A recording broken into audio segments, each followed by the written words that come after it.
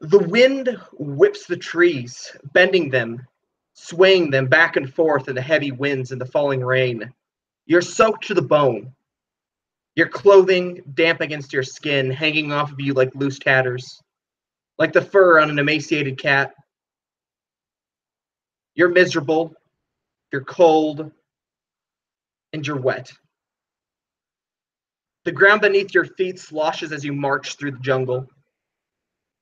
The mud sinking up to your knees, dragging against your pants, against your feet with each step. You are tired.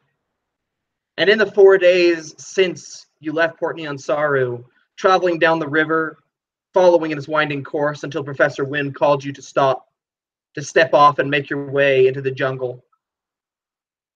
Everybody take a point or take a level of exhaustion, as this journey has essentially weighed on you, as the jungle seems to sway around you, trunks breaking, gale whipping, wind chasing your every step.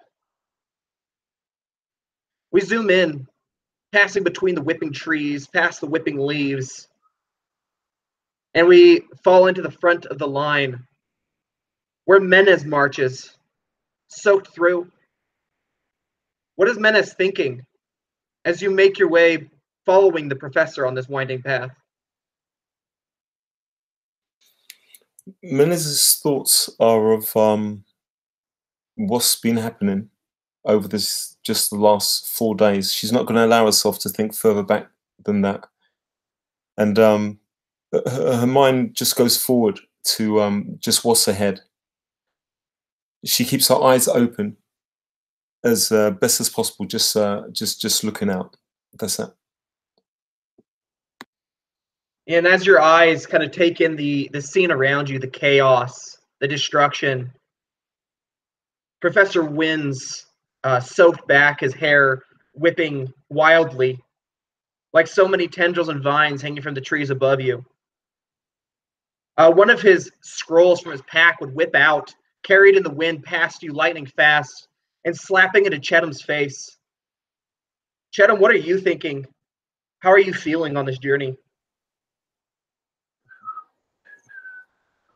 Cheatham's just whistling. He's not thinking about anything other than the fact that he's glad to be away from Nyanzaru. He's sick of the town. He's sick of the people in it. He's sick of the bars, and he's sick of always having a cup of mead in front of him. He likes being in the jungle. He likes the leaves. He likes the animals. He likes the rain. He doesn't mind the mud, even though it's up to his waist if it's up to the knees of the other players. He's tired, but he's happy. He's glad that he's with his friends. Yeah, and as with another sickening, your foot comes free of the surface again, only to sink down once more as you step forward. Behind you, another shorter figure, Barrick, trudges along. Your armor, this metal plating you're wearing, is now just clogged. You can feel the mud just shifting with each footstep within your armor, sucking against your foot with each step, threatening to pull your armor, your greaves off your feet. How are you feeling? So yeah, Barrick is walking, kind of a scowl on his face, a silent hatred for a member of the group who he blames. Does she know? Does she even realize what she did? He just thinks to himself, we have the same symbol. Does she know? She'll pay. Zia kind of just builds anger to himself as he trudges through the mud. Yeah, and as this anger seems to heat you, give you warmth against all this cold, what is Eloeg doing? How does he feel about this? Well, having some days in the storm, on all his adventures in Chult, it would look like he could have gotten used to the environment, but being a scholar, it's rowing him. It's hard. The exhaustion is causing him again to doubt about the the quest their party is trying to achieve, and it's a bummer that he has not been able to rely on his cartographer tools, and well, basically is the last one, is having trouble staying with the group, because he is often trying to stop and beg for a moment to pick the trace, or and find where the party is at. But yeah, it's not completely pessimistic, but he's worrying with each day passing.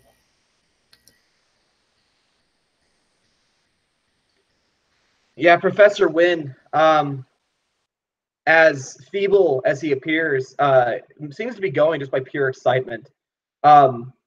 This man, this intellectual, holds in his hand like an old, kind of like worn piece of leather that he's kind of like turning back and forth. You see a very rudimentary kind of like scrawling of the jungle and of Chult on this piece of leather that he's carrying, and he's kind of like turning it around, like trying to look at it.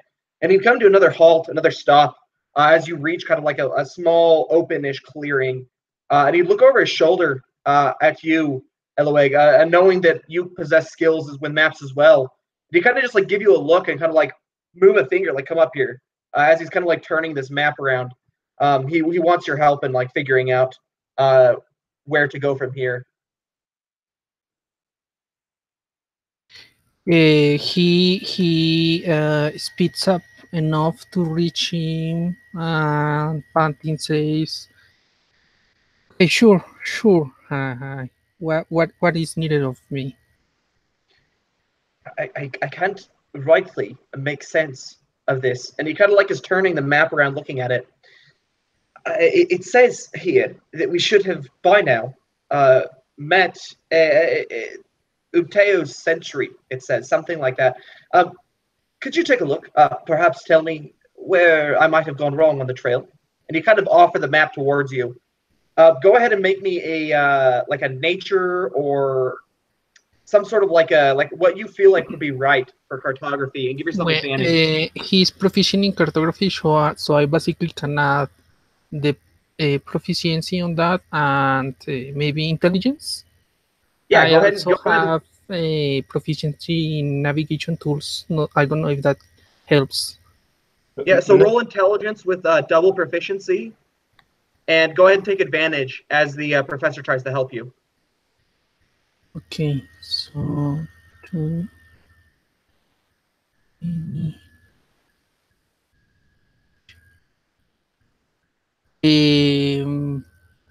Double proficiency, so it's 9.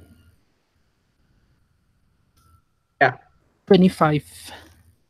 Oh yeah, easy. You see that where the professor went wrong is at like there was this part in the trail that forked, and he went left instead of right. So you guys are gonna have to like circle back a little bit, go just straight right off into the jungle, and you should be able to find the sentry, like he said. Okay. Yeah, Professor, it's here. And you kind of look at it. Oh, I see. And you look back at you, Menace, as you kind of like step up. Absolutely.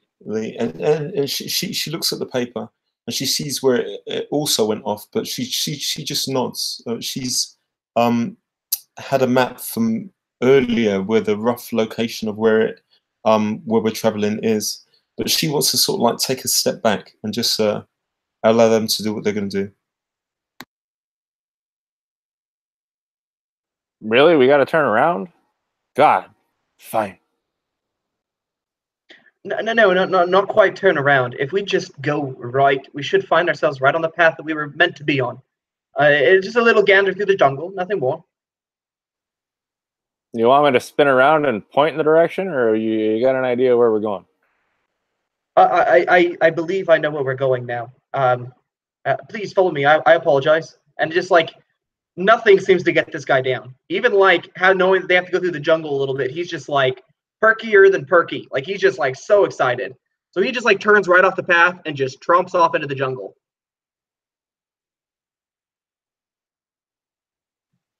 Menez sort of just runs a little up to him, alongside him, just putting her hand on his shoulder, sort of gives him a small smile, and then beside him just keeps her eye out, just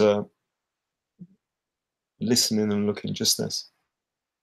Yeah, perfect. Everybody give me perception checks as you follow the professor.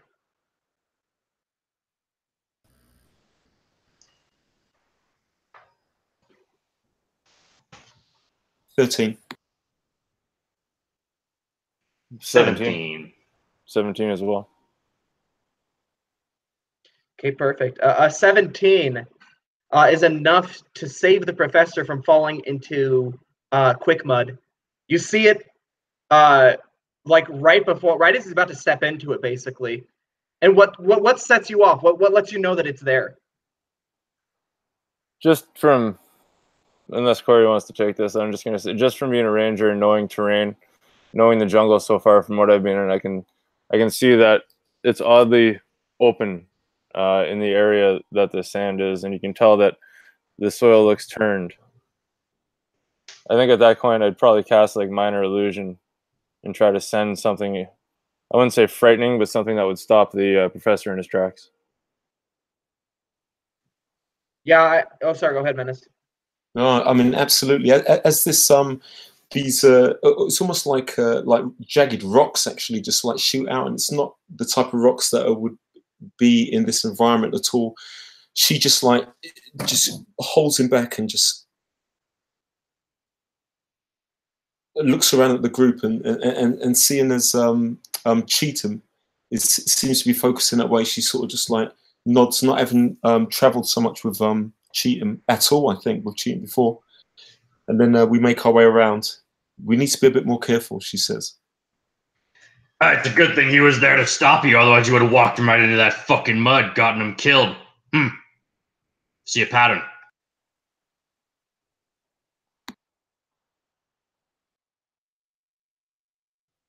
Yeah, the professor kind of looks among you all, sensing some sort of weird hostility, and he under his breath he's like, "Awkward," and he just keeps walking. He doesn't know like what to say, what to do. He's just gonna try and ignore it, just trusting that at the end of the day, you guys will come together to keep him alive, like you just did. So you guys go around the pit of quicksand, quick mud, and eventually you find yourselves back on the path again, the correct path. After traveling for a short, maybe like 30, 40 minutes, you would see rising up in the center of the path, actually, is a huge stone, overgrown with vines and with moss and with all sorts of other fauna. The professor would kind of look up at it and like walk around it a couple times. It's big, it's monolithic, maybe like a 15-foot diameter at its base, huge. And as he walks around, as you guys study it and look at it, you would see at the very top of it like another circular kind of head on top of this lower chunky, like a huge body. And you recognize it's a huge stone statue. Would there be any way for Cheatham to scale this or to climb up to the second or tertiary there? Oh, very easily, yes. There's moss and vines growing all over it, so that'd be just a simple athletics check at advantage. What is this statue of? Ubteo. Who's Ubteo? Do I know this Ubteo? Ubteo, make me a religion check. That's a 12 on the athletics. You can scale it very easily, yes. Cheatham will go to the top, start to look down from there and see if he can see any telltale signs of paths or anything else. 6. With disadvantage, 7. So you can't remember quite who Ubteo is. You know that he's some sort of primordial god. You know that there is a religion that used to worship him, used to follow him very, very closely. And the professor claims to be a member of this religion.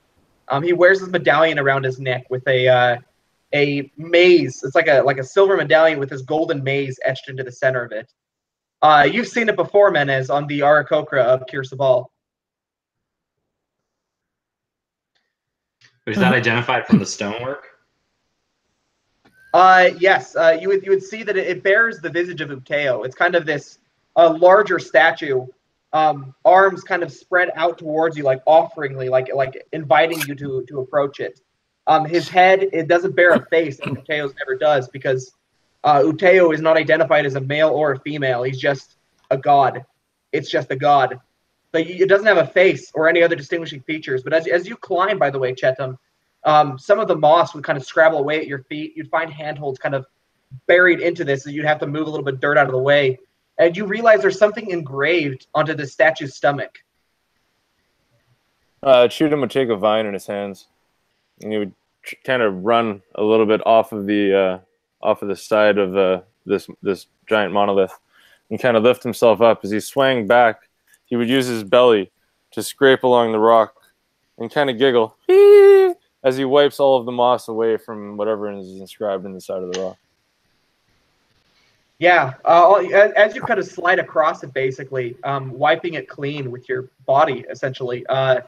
Some of the vines and moss would fall away, and some of the mud would come clear, and you'd see that engraved on this Uteo statue's stomach, the century of Mezro is what it's called.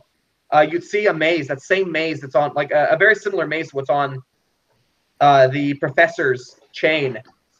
And as you scrape it away, as you clear it off, you see that there's a very clear starting spot and a very clear ending spot. I would like to investigate the statue for, I don't know, traps, doors, or something unusual besides that. Yeah, go ahead and roll me an investigation. Investigation is 9. Yeah. And so I want to go with history and investigation using my stone cunning and my mason's tools, which lets me know its purpose and about approximately when it was put here, as well as any additional insight. With disadvantage 10. How many? What'd you get? With disadvantage 10. Okay. You can tell that, like, at base value, the statue serves as some kind of guidepost, like to let you know you're on the path of Mezro. Additionally, with all the investigation that you've been doing, Corey, with your stonemasonry and your ability to just know function perfectly, you know that there's something else to it. And as you're kind of looking at it, as a creator yourself, knowing the creation of magical items, you sense a faint magical aura that surrounds this statue. And as you're looking at its stomach, you see that engraved above it, that wasn't noticed before, or actually, I guess just below it, are words. And you can lean forward and read them. And it says, "Follow Uteo's path to receive his blessing."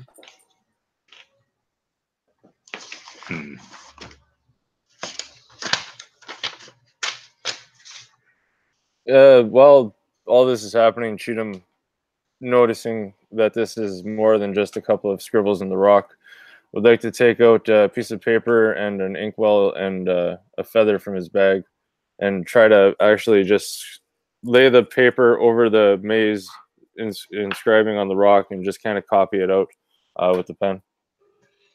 Yeah, you could very easily do that. It would basically just be like as simple as, like putting like the paper over it and just. Is it still raining? Yeah, it's still raining very heavily. Elwig would like to take notes, so he pop-ups his familiar and asks him to help him cover the notebook. And he writes down and draws the symbols and stuff as well. Yeah, perfect. You could get very accurate symbols from this. The carvings don't seem to have aged a bit. They were just kind of filled in with dirt and mud. As they're doing that, as we've kind of stopped here, Minez would have taken off her backpack, and as they're concentrating on this huge stone, she's just like checking the surrounding areas, just using that. And as she's looking and listening, she just she says, "Berek, Cheatham, do you understand what is inscribed on the stone?" I don't have a freaking clue what this is, but hey, looks nice. I'll just give it to the professor. Yeah, it says, "Follow Uteo's path, receive his blessing." Cheatham says he sees a maze. Probably some fucking trap-filled bullshit. How far do we think we're roughly are from where we need to be? Maybe another hour, 2 hours on foot. You guys should get there before nightfall easy. Hey, Barrick, do you think this map changes if something happens to this stone?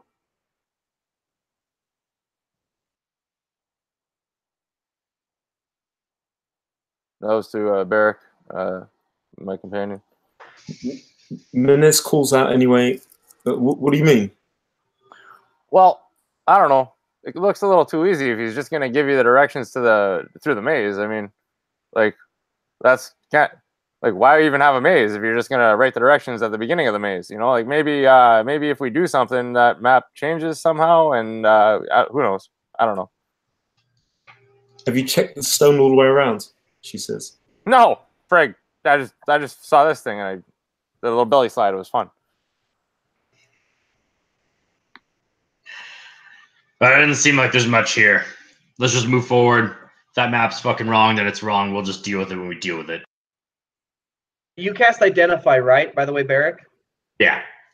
So I missed that you cast Identify. Additionally, beyond that, but so beyond the magical aura, you sense that if you do something with this statue, like some sort of a predetermined thing that you have to do with the statue, it'll give you something in return, essentially. Ah, okay. I use my Mason's tools to spot if there's any weak points in the stone structure. And or any we'll ask, irregularities in stone walls. it will we ask the guide, sorry, the researcher, if he knows, professor? yeah, the professor, if he knows any specific oath or behavior or salute that could mean the words written down in the statue. Yeah, the professor would approach as you kind of call him over. He'd like look at the statue. This is very interesting. Well, based off what you said, it is widely believed among the followers of Teo that everybody, regardless of who they are, their station in life, has a personal maze that represents themselves, who they are, their path, their journey. They, in the afterlife, after passing on, need to know how to solve their personal maze. Essentially, it is is the key to arriving in Uteo's graces and joining him in the afterlife and happiness and paradise. I would believe that if you solved the maze, if you somehow were able to, you kind of like look at it at the place that's like obviously labeled start and the place that's like in the center of the maze, it's the end. If you follow the path, if you solve the maze, you get some sort of a blessing. Is this to clarify? Is this a drawing of a maze? Yeah, on its stomach is engraved a maze that you can stick your finger inside of and follow. I will want to check without putting the finger to see if I can find a connection between the center and the wherever starting point is in the periphery of the drawing. So you're going to try and solve it? Yeah. Okay, that would just be a flat intelligence check. Disadvantage or normal? No, just normal. Okay. Can I add guidance? Yes, that'd be fine.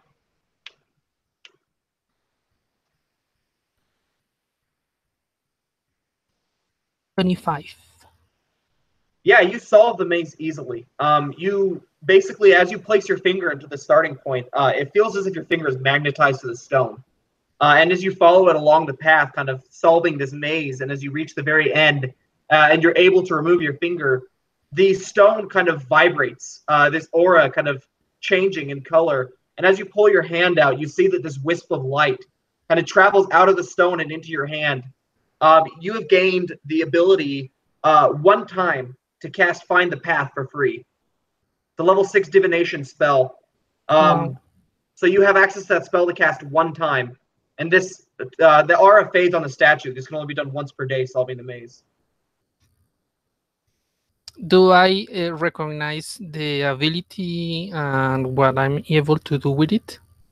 Yeah, with your And understanding of spell. magic, you realize that in your head, essentially, there's like a sealed map that you know that if you were to open it, it would take you to the location of your desire, to take you on the shortest, safest path. Do I recognize I can put this on a book or in a Yeah, scroll? in your wizard spells, yes, you can. You could add that to your spell book. Okay. I will communicate this to the others. Hey, that was neat. Pretty cool little finger trick. Yeah, so a life saving ability in case we end up in something quite troubling. Elwig, how long do you think that will last for? Maybe. How long? Yeah. DM. It lasts indefinitely until you use it. Okay. And the spell I will have to check. So if we got lost inside this jungle, which I've done a bit too many times, you could find your way out. Yeah, Oh, perfectly. well, That's where you're familiar with. I don't think I will waste it on the jungle unless we are completely lost. I would prefer to use my other set of skills. Wipes a hand across the skull and just says, I was just curious if that's how it could possibly work. Yeah, imagine you are in a dungeon. You have been in dungeons or know about dungeons, right? She goes, go on.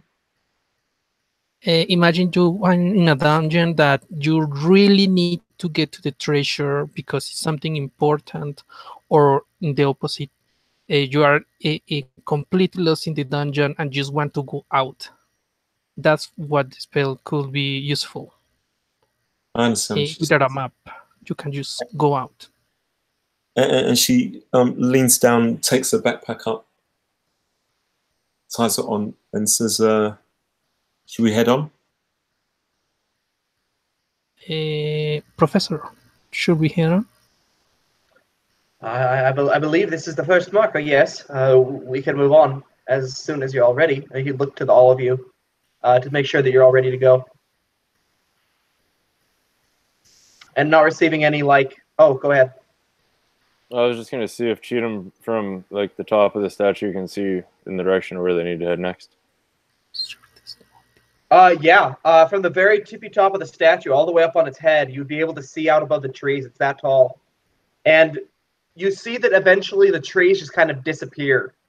Like there are no more trees after maybe another hour of travel. And you know that that Mezro kind of rests down in this basin. So you're assuming that maybe after another hour of travel you'll get there. Hey, Professor, I think we're heading that way. And then I would jump down from the statue, safely, but still kind of looking recklessly. Good. Yes, the sentry marks the path, as the map says, and you look at the map and onward, and you kind of step forward back onto the path and set off again.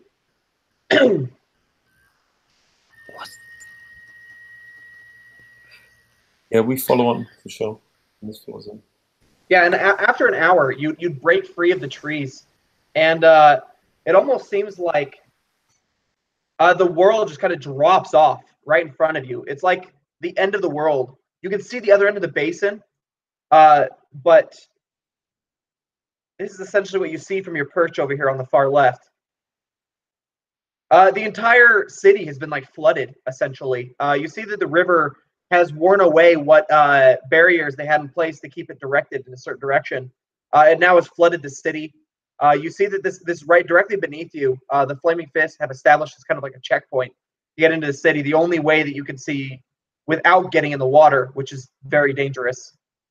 There's a hut right in front of you with a set of stairs that go down along the wall. Think Night's Watch or Game of Thrones.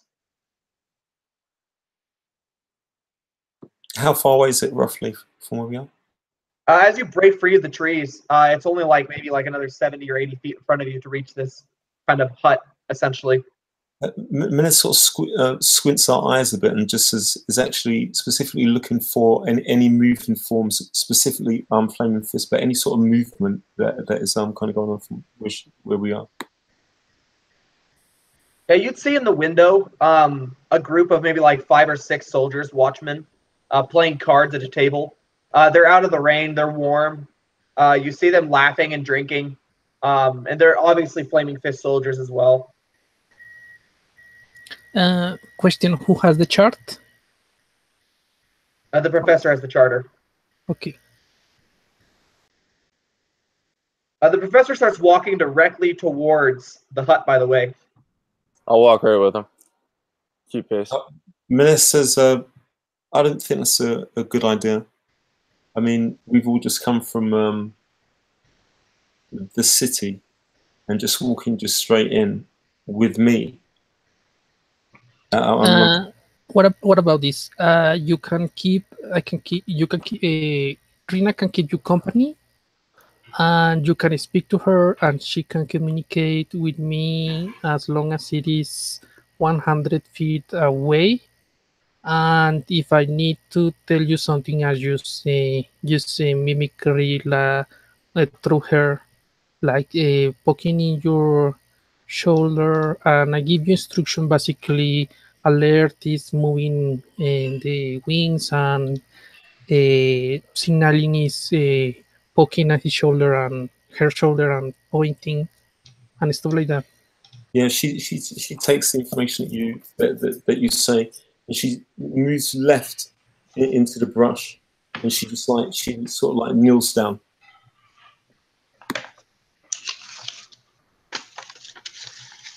The professor will kind of like look at you and then look at the rest of the group and just like shrug and just keep walking over. He's obviously doesn't pay attention to the times. He doesn't know that you're wanted. He just assumes that everybody who's on this journey is at least in good standing or well enough standing with the Flaming Fist. So he would approach the building, and anyone who wants to can follow. I'll go with him. We follow. Yeah, right at his feet. Yeah, so he walks directly up to the building and just knocks on the window. You see one of the soldiers kind of like startle and tip backwards. He kicks the table with his falling foot and like knocks over his tankard of ale, which spill across the cards. His chair falls over. He's lying on the ground, just like nursing his head. And he kind of stands up and like looks over at the window. And like the professor just like, he walks over and he kind of just like looks at him with like this angry glare and looks at the rest of you standing around him. And pulls open the window. What is it? What do you want? Professor looks at him. We have a charter to explore Mezro. Do we check in here? And he kind of like frown.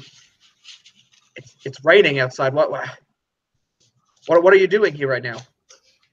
Are you sure you want to go on down to the city at this moment? Well, we're getting a little wet. Would be kind of nice to go inside for 5 minutes. Just saying. Kind of frown, look at you all. I suppose that wouldn't hurt. Please go around to the door. Come on in. And he kind of shut the window, and you see him walk over to the door and unlock it. Yeah, Cheatham would just swing the door open, walk straight in. Hey, everybody. Well, a little drier in here. Thanks for letting us in. What's going on tonight? The 4 soldiers will kind of like look up from their cards and look at you. Nothing, as usual. You're the first visitors we've had here in quite some time. And they like look at you. We're playing Waterdeep 5. You want in? Oh, yeah. I don't mind game cards. Yeah, I'll sit down for a second. And then he would squish his way over. Yeah, they deal you in as you sit down. Does anybody else play a quick round of cards? I will, to whoever is going to play, I will, one of secret, before he sits, call him and secretly cast guidance for him to get a good round. Yeah, Cheatham wouldn't have a problem with that. Okay, you got guidance on you, Cheatham. They deal out the cards. It's essentially like a five card blackjack. Is essentially what it is. So they deal you out the cards. Go ahead and if you want to cheat, roll me sleight of hand. If you want to play the game normally, just roll me like some sort of an intelligence or wisdom check. All right, I'm gonna roll an investigation, so it's an intelligence check. Okay. And that'll be an advantage because of guidance. Sweet. One more time. Oh, I'll take the 19. Yeah, so you win. Much to the chagrin of the other players. Woo! Look at that, boys! Check it out, I won! Yeah, just came in from outside. It was all wet and crappy. Woo! Cheetah! So you win the pot. It's essentially you just picked up 50 gold. They were playing a big pot. So you're 50 gold richer now. Who is working with the professor to get the charter all figured out? I'll help him out. Yeah, okay.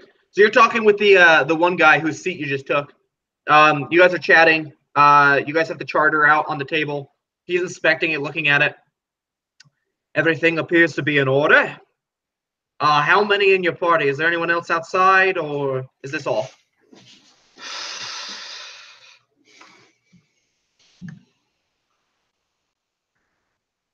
Barrick is just gonna stay quiet for a moment, kind of look over at the professor and kind of let him answer. Yeah, the professor is completely unassuming. There are 5 of us. One of our members stayed back in the jungle, not realizing what that might look like. And the flaming fist just kind of like look at him, stay back in the jungle. Is there a particular reason for this? She just likes it in the rain. I don't know. She's a weird one. No big deal. I don't like it in the rain. I like it dry. We came inside. Roll me persuasion with advantage because you won that game, and they've taken a slight liking to you. Sweet. Wait, if he just took their money, wouldn't they not like him? Hey, shush it. Oh, that's only an 11.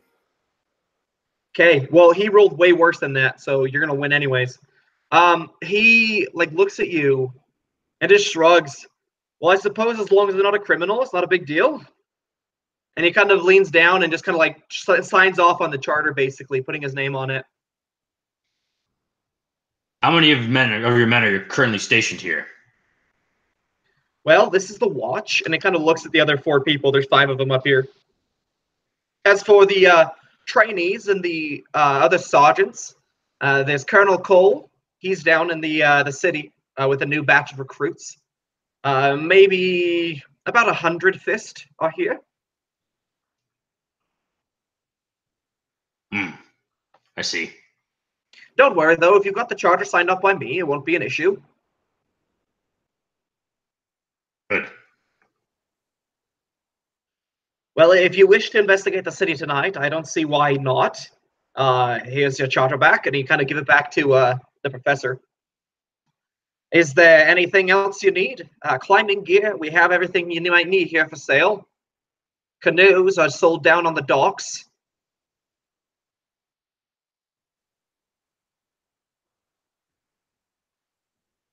I can't think of anything I need, but thanks a lot for letting us in. And the game of cards is great. So that's all.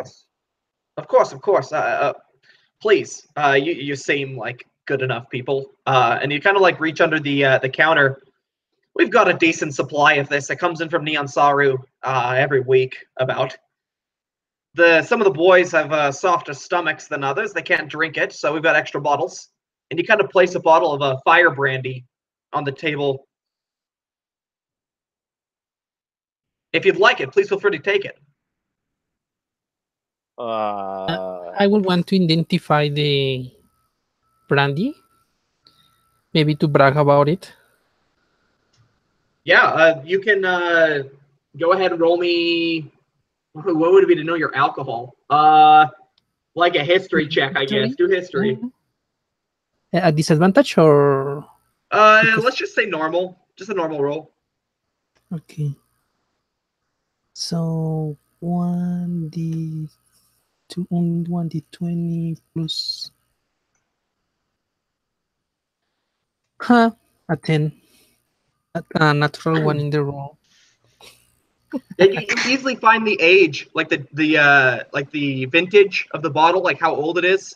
It's a pretty good vintage of fire brandy. But what you do know about it is it's essentially used by a lot of mountaineers and like other people who spend time in like wet, cold climates.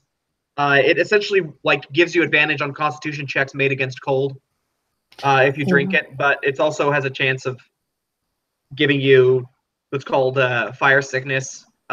So depends on how good your stomach is. Cheatham's eyeing the bottle up, pretty seriously. So one of you guys better take that because I leave the city for a reason. Yeah, he's offering us the bottle or just to drink The bottle. For how much? For free. For free? Yeah. Sure. Elwick will take it and will say, interesting. Maybe I will find a use or two with it to this brewing. Thank you very much. Of course, it's our pleasure. As I said, you seem like good enough people. We're always willing to help those in need. That is our job, after all, is the fist. I know it. Hi. He would nod to you and slap you on the back. It's not often we get visitors anyway, so it's nice to see some new faces. Yeah. Let me see what I can.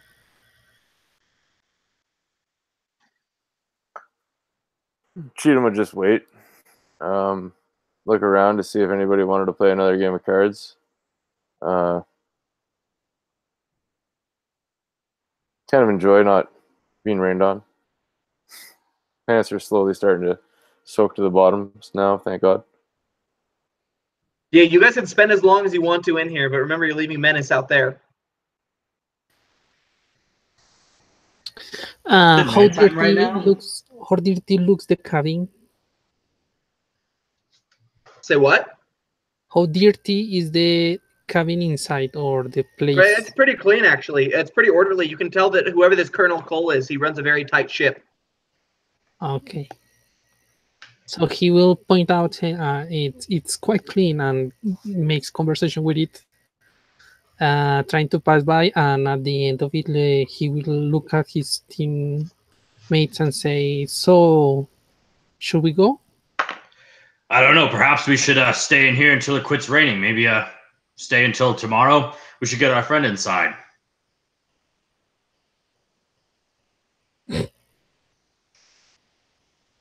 Right, it's a nice place here. No, we should probably just take off. We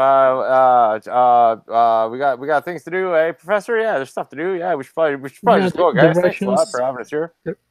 The rations get thinner each time.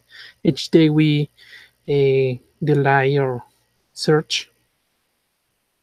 Yeah, this sergeant, by the way, this watch sergeant, kind of like looks at you as you say this, and then looks over at Cheatham, who's like, "Yeah, maybe we should go." He's like looking between all of you, like his eyes are kind of squinted. He fails his insight check. Well, regardless, if you wish to stay or not, it's entirely up to you. There are plenty of old buildings down there in which to make a camp. They make a fair point about the rations. We should move on, part ways with a bit of your money with us, friend Cheatham here. Hey. We'll win it back from you when you come back up, that's for sure. Oh, we'll definitely stop by. It's been a pleasure, guys. Have a good night. Good day. Farewell. Be safe down in there, okay?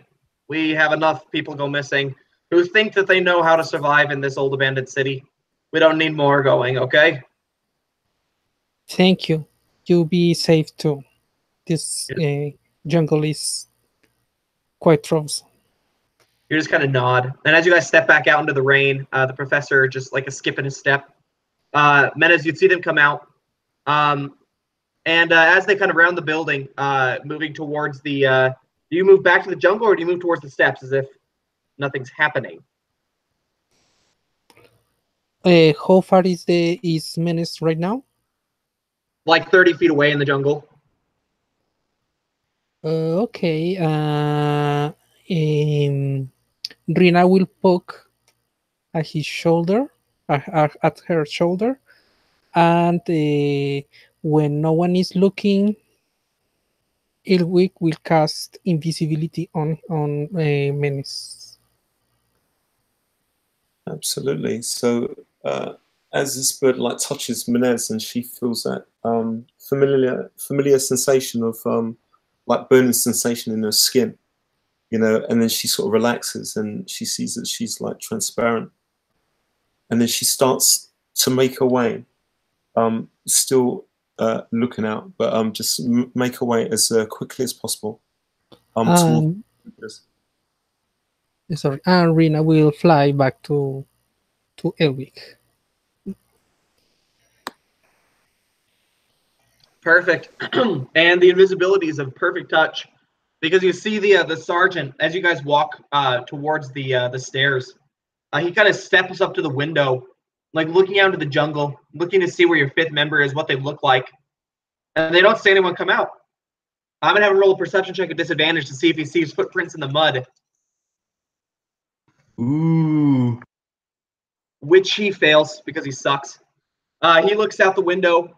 He doesn't see the footprints just appearing from somebody invisible. And you can see him just kind of shrug, lean under the counter, pull up another bottle of fire brandy, and just take a long swig of it, and then walk back over to the table and sit down, propping his feet up as he leans back in his chair. You guys make it down the stairs easily. They're well constructed, well maintained. So there's no slippery spots or anything. It's all very well maintained. And eventually you make it down to like the docks, which connect to the city. As you can see up there in like the top, is that left for you guys or right for? Yeah, the top right. You see the dock that connects into the city. There are a couple other fire fists kind of walking along here who give you looks, but you've obviously made it down here with a signed charter. They don't bother you. And you guys are now in the city. Professor Winn would kind of look at all of your group. Well, this is all exciting, isn't it? I propose that we start at the heart of the city, Upteo's temple. I believe that is where we will find the answers. And he kind of looks to the rest of you for confirmation to see what you guys think. Sounds fair to me. Menes says agreed, and even while we had walked, as we had made our way down and stuff, the whole time she's like looking at just the amount of flaming fists there are, and also kind of imagining if it is true that a large majority of this group will either be leaving this place and traveling somewhere else, or if a larger group was here before and they've already left. Does it look like there's more of a skeleton group here, or does it look like this is the full body group of? It is at least at this point of the city, the entryway. There are a lot of flaming fists. Okay. You see several sergeants kind of directing small squads of like 10 or 15 along, moving into the city and taking them on training missions. You see quartermasters and drill sergeants giving out supplies for expeditions into the city and for trainings. It is very, very active here. You see that the Flaming Fist takes training very seriously. Absolutely. Does any of this movement that I'm seeing now that would give her any impression that in the near future, a lot of these people are going to be moving from this place to another place? Roll me perception. Absolutely. She gets 18, 19, 20, 21, 22. This stands out to you because you're looking for it specifically. But you would see spears and bows and arrows and blades and armor being packed up into boxes and sealed and loaded onto carts onto barges to be floated down the river. You see soldiers who are in like the full Flaming Fist regalia, who are no longer being trained, who are now considered members, full-fledged members of the Fist, loading onto these barges, which if they move them upstream with the poles, they will make it to Port Nyansari within a couple days. Absolutely, okay. So before we start the searching, he would like to ask the professor where the spots where he had been searching before, and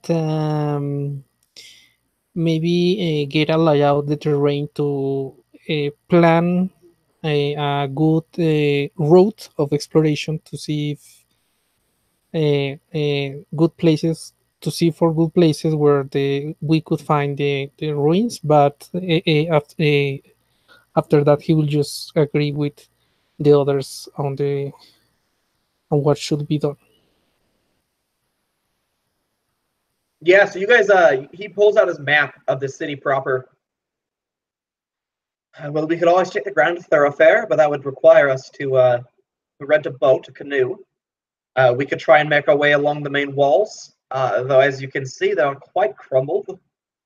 Really, it depends upon whether or not we're willing to spend the gold to get there by pure ease alone. And he kind of looks at the four of you.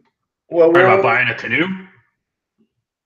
We might need to rent one if we wish to get there at the easiest route possible. Fuck that. Let's just walk. As he holds his arms out and then raises his hand, and a cauldron appears. Give me 10 minutes. And he pulls a hammer out and starts hammering on this cauldron. And I cast Water Walk. Oh, okay, cool.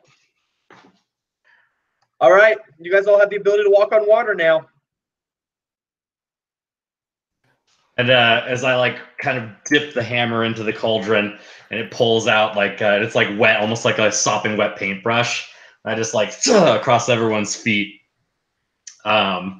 Glows for a moment, and then I'm like, all right, let's get a fucking move on. Walk onto the water. Lasts an hour. Cheatham's gonna have a blast with this. He'll be running as fast as he can in circles, all the way there. Yeah, perfect. You guys step onto the water, and everyone on the Flaming Fist docks like stops and just watches you. Like they're like, "Is he insane?" As you kind of just hop down off the edge, like you disappear over the edge of the dock. You see several like Flaming Fists run to the edge, like looking over, and then they just see your head just standing there, and they're just like they're just so confused. And then they begin to understand as they see everybody else hop down. Yeah, this is fine. He shoots at the guards. It's normal, magic to calm them down, and keeps walking. Hey, you guys are on the water now. Just making your way down this kind of canal to the side of the Temple of Uteo. Making your way towards the center of the city. This heart is rising. Huge building, the spire stretching into the air.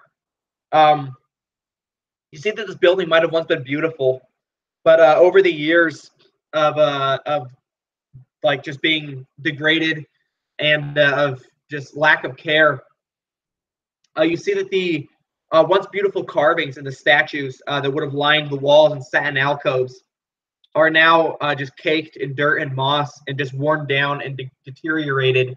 The limestone pockmarked and filled with holes. But as you walk towards the center of the city, just walking along the central canal, several canoes with Flaming Fists pass you, and they just kind of like look at you as they go past, like just like, okay, well that's good for them, lucky that they have that ability. They're obviously quite jealous. But you follow the central canal, approaching the spire, this heart at the center of the city.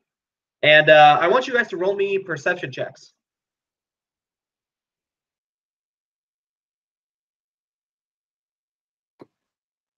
$13. 16.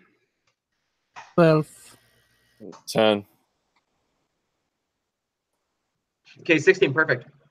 As you approach the center, you see that the water becomes more and more shallow, as if the streets, as if the city itself is kind of like rounded. like beneath this area, like it was built on a hill. So you see the street coming up beneath you as you approach the central area, and eventually you're walking on like maybe like a couple inches of water only as you stand looking up at this huge spire. Well, that's pretty awesome. What do you guys want to do now? Well made. It could be dangerous inside, but Professor, that's where you think we should go? Search for traps. Or secret doors. The professor would nod. I don't believe we'll find any traps. The flaming fists have combed this place time and time and time again. They start here with every single major expedition at the Spire to see if they find anything new. I've read the reports. I've seen them as an intellectual, as a professor. It was my job to review them, considering that I'm professional knowledge on Mezro. But I think that they're overlooking something. I mean, the untrained eyes of a soldier would miss the minute details of such a place. Would you not Right, agree? they might have missed that horrible flame trap that kills you instantly. I guess we'll find out. Then you search while I start searching while I ritual cast detect magic to see if magic can show us the spot. And he begins to ritual cast detect magic. So is anyone checking for traps then? No, Cheatham just starts looking for anything. No, Menez is actually waiting until Eloic finishes casting to ask her something. Yeah, mainly I'll be looking for like secret passages, like doors in the stonework or whatever, as we like before we enter and as we're inside. I'm not specifically looking for traps, but I'm looking for anything out of the ordinary, believing that, like, you know, they said even a soldier's eyes would overlook it. Maybe somebody else's keen eyes would find it. So I'm hopefully, with my keen eyes, trying to find it. Menez says, say this circular disc of Teo that we just saw, and she wants to say more, but then she stops. Just with the information that we have at the present time, she says, Eloig just followed her finger all the way around from the outside to the inside. But say this city is modeled on that. Is there a certain pathway that would match that in a way? Or is there something that was? Is there anything that you felt along the way with your finger, Eloig, that was that could give us some sort of a clue? Do you understand what I'm asking? Yeah. Has Eloy been able to complete his restore casting?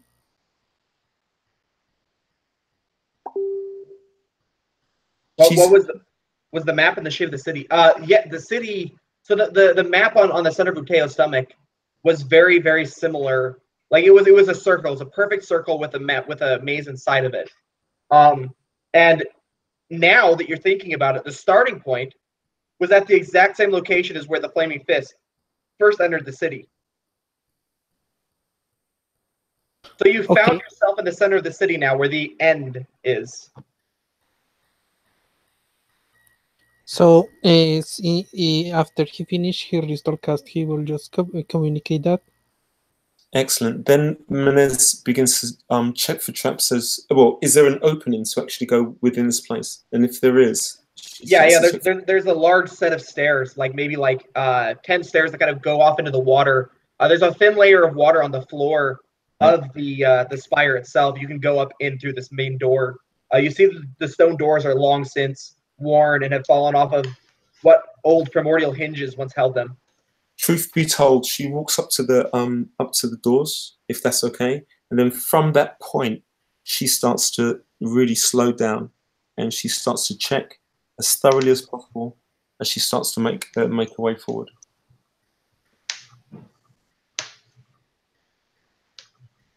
Okay, so you cast detect magic, right, Eloy? Yes. Okay.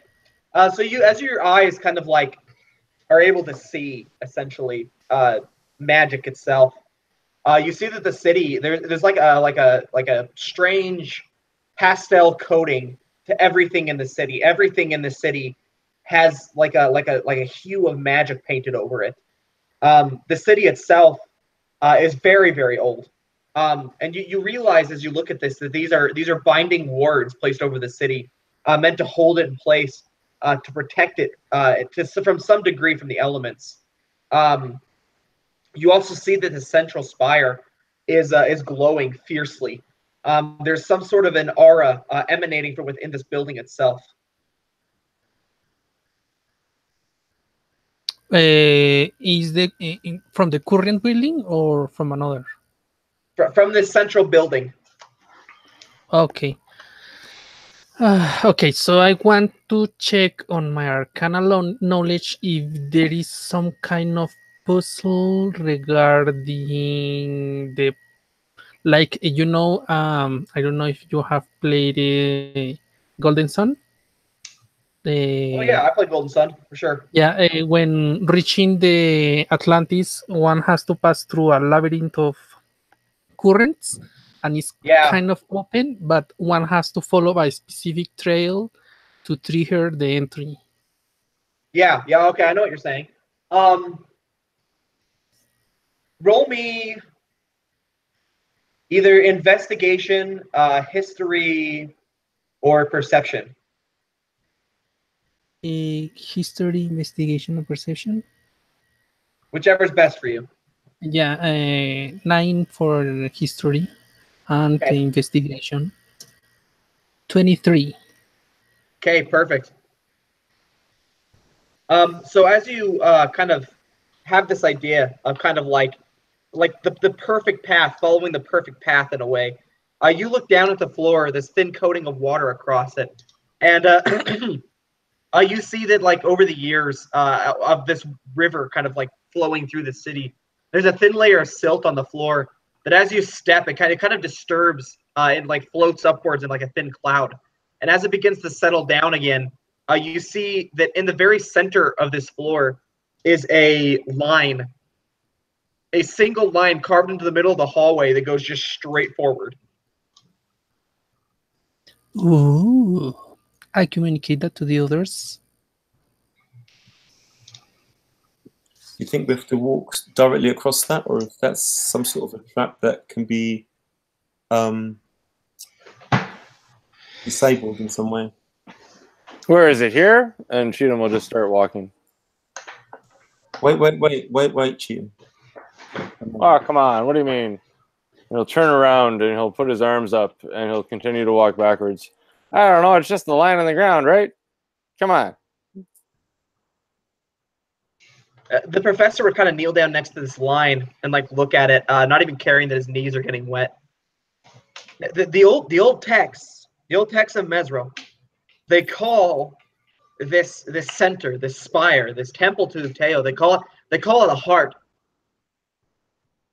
And I don't think that's meant as a metaphor. I think it's literal. I think that, and he kind of looks down at this line. Well, every human body, right? Every human body has a heart. A central area where everything connects, everything comes to it, and is drawn to it, right? And these hearts, they have veins and they have arteries. And he looks down at this line, and you see that Cheatham, as you stepped on it, something that would be easily missed by anybody. You see that the silt has been pushed out of it now, and that there is like a thin, dry space in the center of this line, where no matter how hard you try to put water in it, water won't go in it now. But perhaps we need to follow this artery. Does that make sense? Crystal clear. All right. Don't deviate. Whoever's in the front, just stay on the line. Yeah, okay. Sure.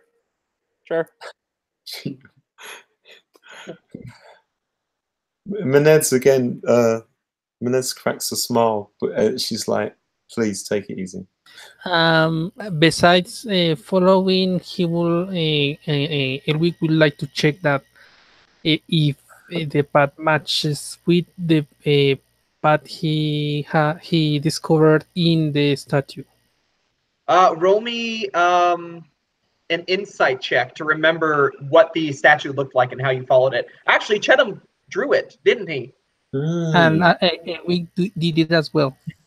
Yeah, so you could hold up your sketch and look at it, and you see as you follow it. Paper's a little wet. As you follow it, where the path basically turns, like you'd see a point where it just like suddenly branches to the right. That was the first turn you made as your finger followed it. The first correct turn you made.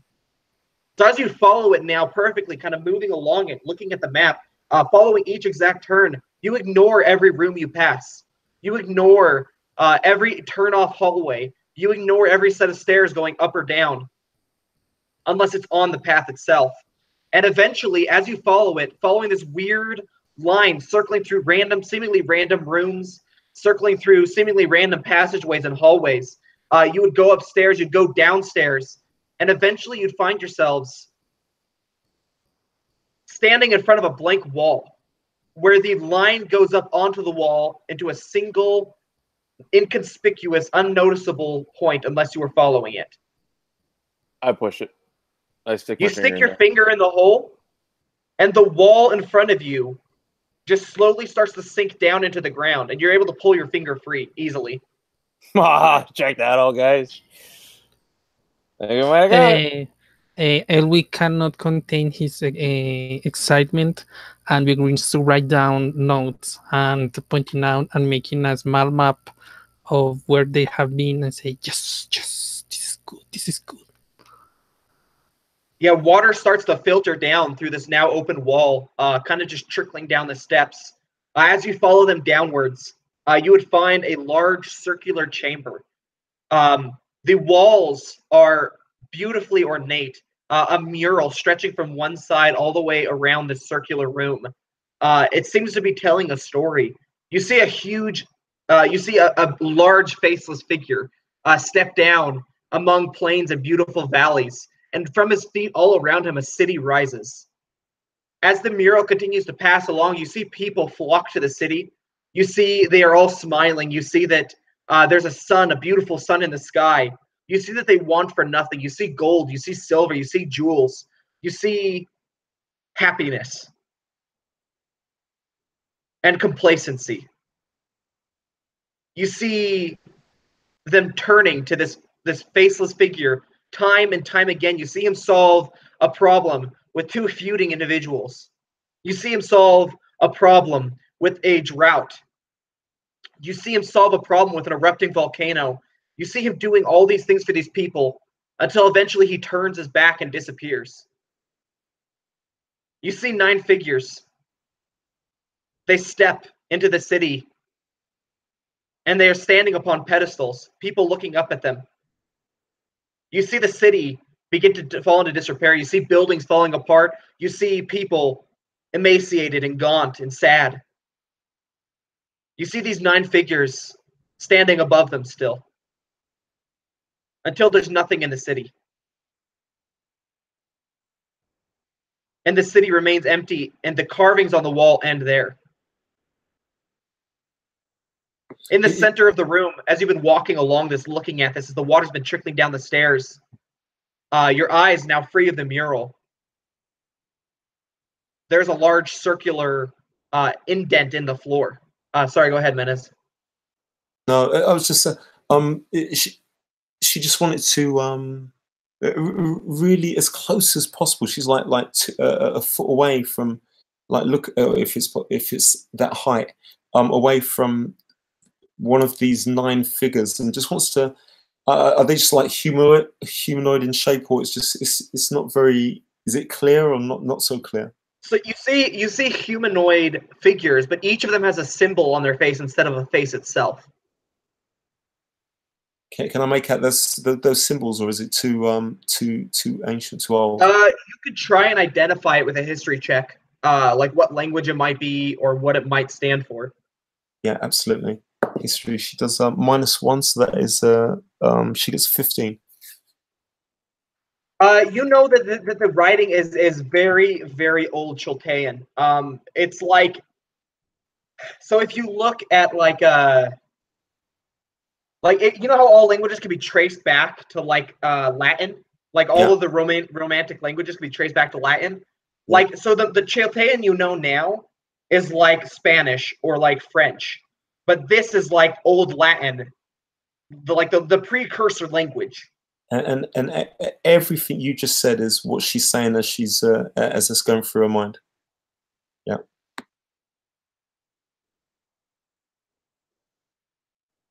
Hey, Professor, what do you think? Okay, so if you give me 10 minutes, I can cast Comprehend Languages to see if that helps me read it. It's more like just a symbol type of thing, more than words, I think. But I'm not too sure. You're more learned, and definitely Alexander's more learned than I am. You know that there are names, for sure. So if you're going to cast Comprehend Languages, everybody else go ahead and continue investigating the room. Absolutely. Ritual cast. Okay. Okay. So as you guys continue to investigate the room, go ahead and just roll me investigation checks.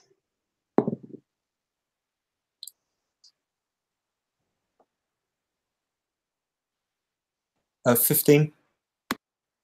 3. Okay. What how'd you get, Corey? 17. Okay, 15 and 17 is enough for sure. As you're kind of looking around the room, continue to investigate. You see that there are 9 pillars supporting this room. Each of them shaped like one of these figures, one of these things that you saw on these pedestals, right? And they have that same symbol as a face. And they're all looking towards the center. And as you walk to the center of the room, you see this indented area in the ground. And as you step down a set of like 4 or 5 stairs, this circular floor is covered in dirt, and you can kind of like see something beneath it. You scrape it away, your hand moving across its surface. Brushes that the professor hands out like brushes, so you're delicate. As you kind of sweep it away like an archaeological dig. And you see that beneath all this dirt and this grime and this built up soil and silt is another maze. This one has 4 different starting points.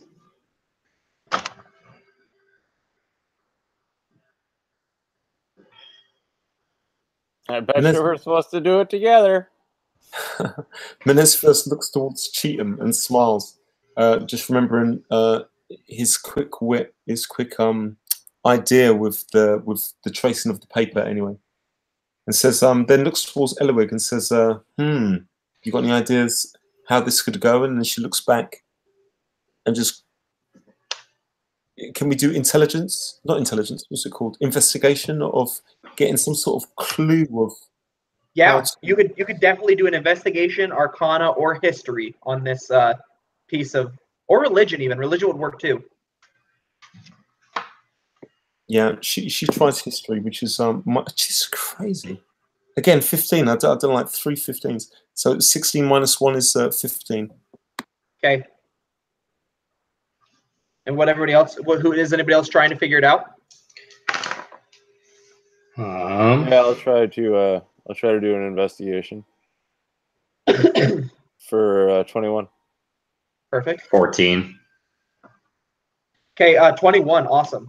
That's perfect. As you're like looking at where she's like where Menez is investigating the map, she's kind of like looking at the center of it, kind of like trying to like figure out which path, because you see that only one path leads to the center. There's only one entrance into the center, and she's like trying to like suss out like which area will lead, which hole will lead to the center. And you realize that as you're staring at this, as you're looking at her, looking at the center, that it's not going to work that way, because that would be too easy. Essentially, you realize that 4 people have to try at the same time, and only one of them is meant to succeed, but you don't know which hole it is. All right, guys. I got good news and bad news. I think we're all supposed to go at the same time, but only one of us might make it. There's only one true path, right? So, well, we'll see what happens. But basically, the four who are going to do this are going to declare a start point, either north, south, east, or west, and you're each going to make an intelligence check of against a set DC, which is like a certain difficulty. But only one of you, it matters whether or not you succeed. And I know which one is the one that leads to it, so it's up to you guys to determine which entry point you guys want to try. I would like to go with west if that's cool. Cheatham will take west. Okay. Menez chooses last. Go for it, guys. I'll take north.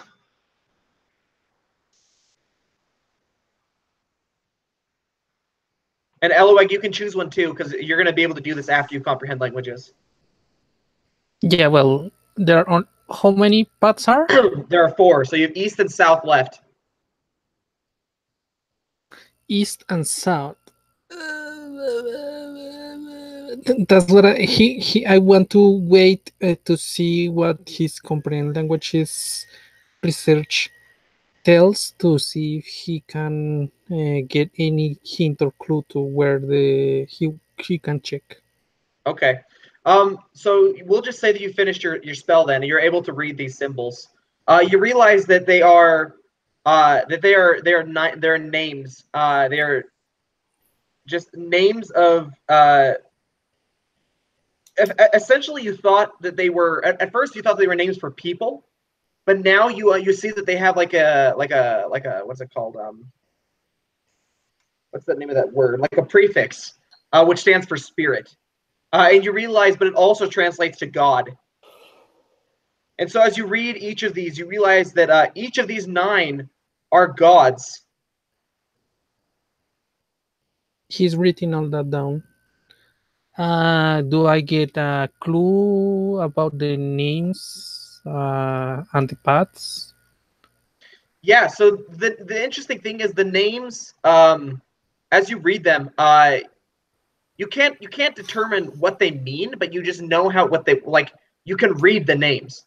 So you have these are the 9 names: Ijin, Kubazan, MoA, Nangnang, Obalaka, Papatzoltl, Shagambi, Unk, and Wango. Does any of those names ring a bell? Let me see. Hold on one second. Are you saying all this stuff, Eloig, as you're going through? Sure. I mean, he does not have anything that will prevent him from sharing when you say that, Menez says to you, what if you put those different the different names of these gods together? Could that form some sort of word, one single word? That's what I'm looking. Amazingly enough, it actually does. And that word itself is simply trickster.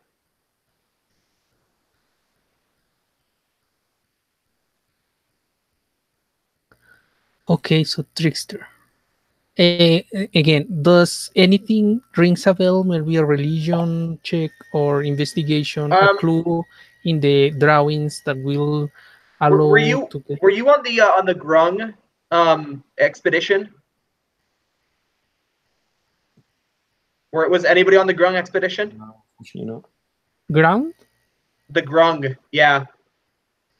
I don't remember. Can you describe it a little bit? The Grung are like the little frog people. Did anybody go on the Dungrunglung expedition? Not. I know he has encountered them, but because they were looking for flowers, but yeah. not. So one thing that would stand out to you, I guess, a little bit, based off the people who went on that expedition, what you heard about it, Dungrunglung, the name Nang Nang stands out to you. It seems like a very Grung name. You don't know exactly what that means, but Nang Nang sounds like a Grung name. Okay. So I will say I get no clues. I'm checking them up, checking the clues, the names, but that's it. So if you check this, I will take eeny, meeny, miny, south. Okay, so that means Menace is on the east then. Absolutely. But I just want to ask one last question, so I don't want to delay it, but just curious actually.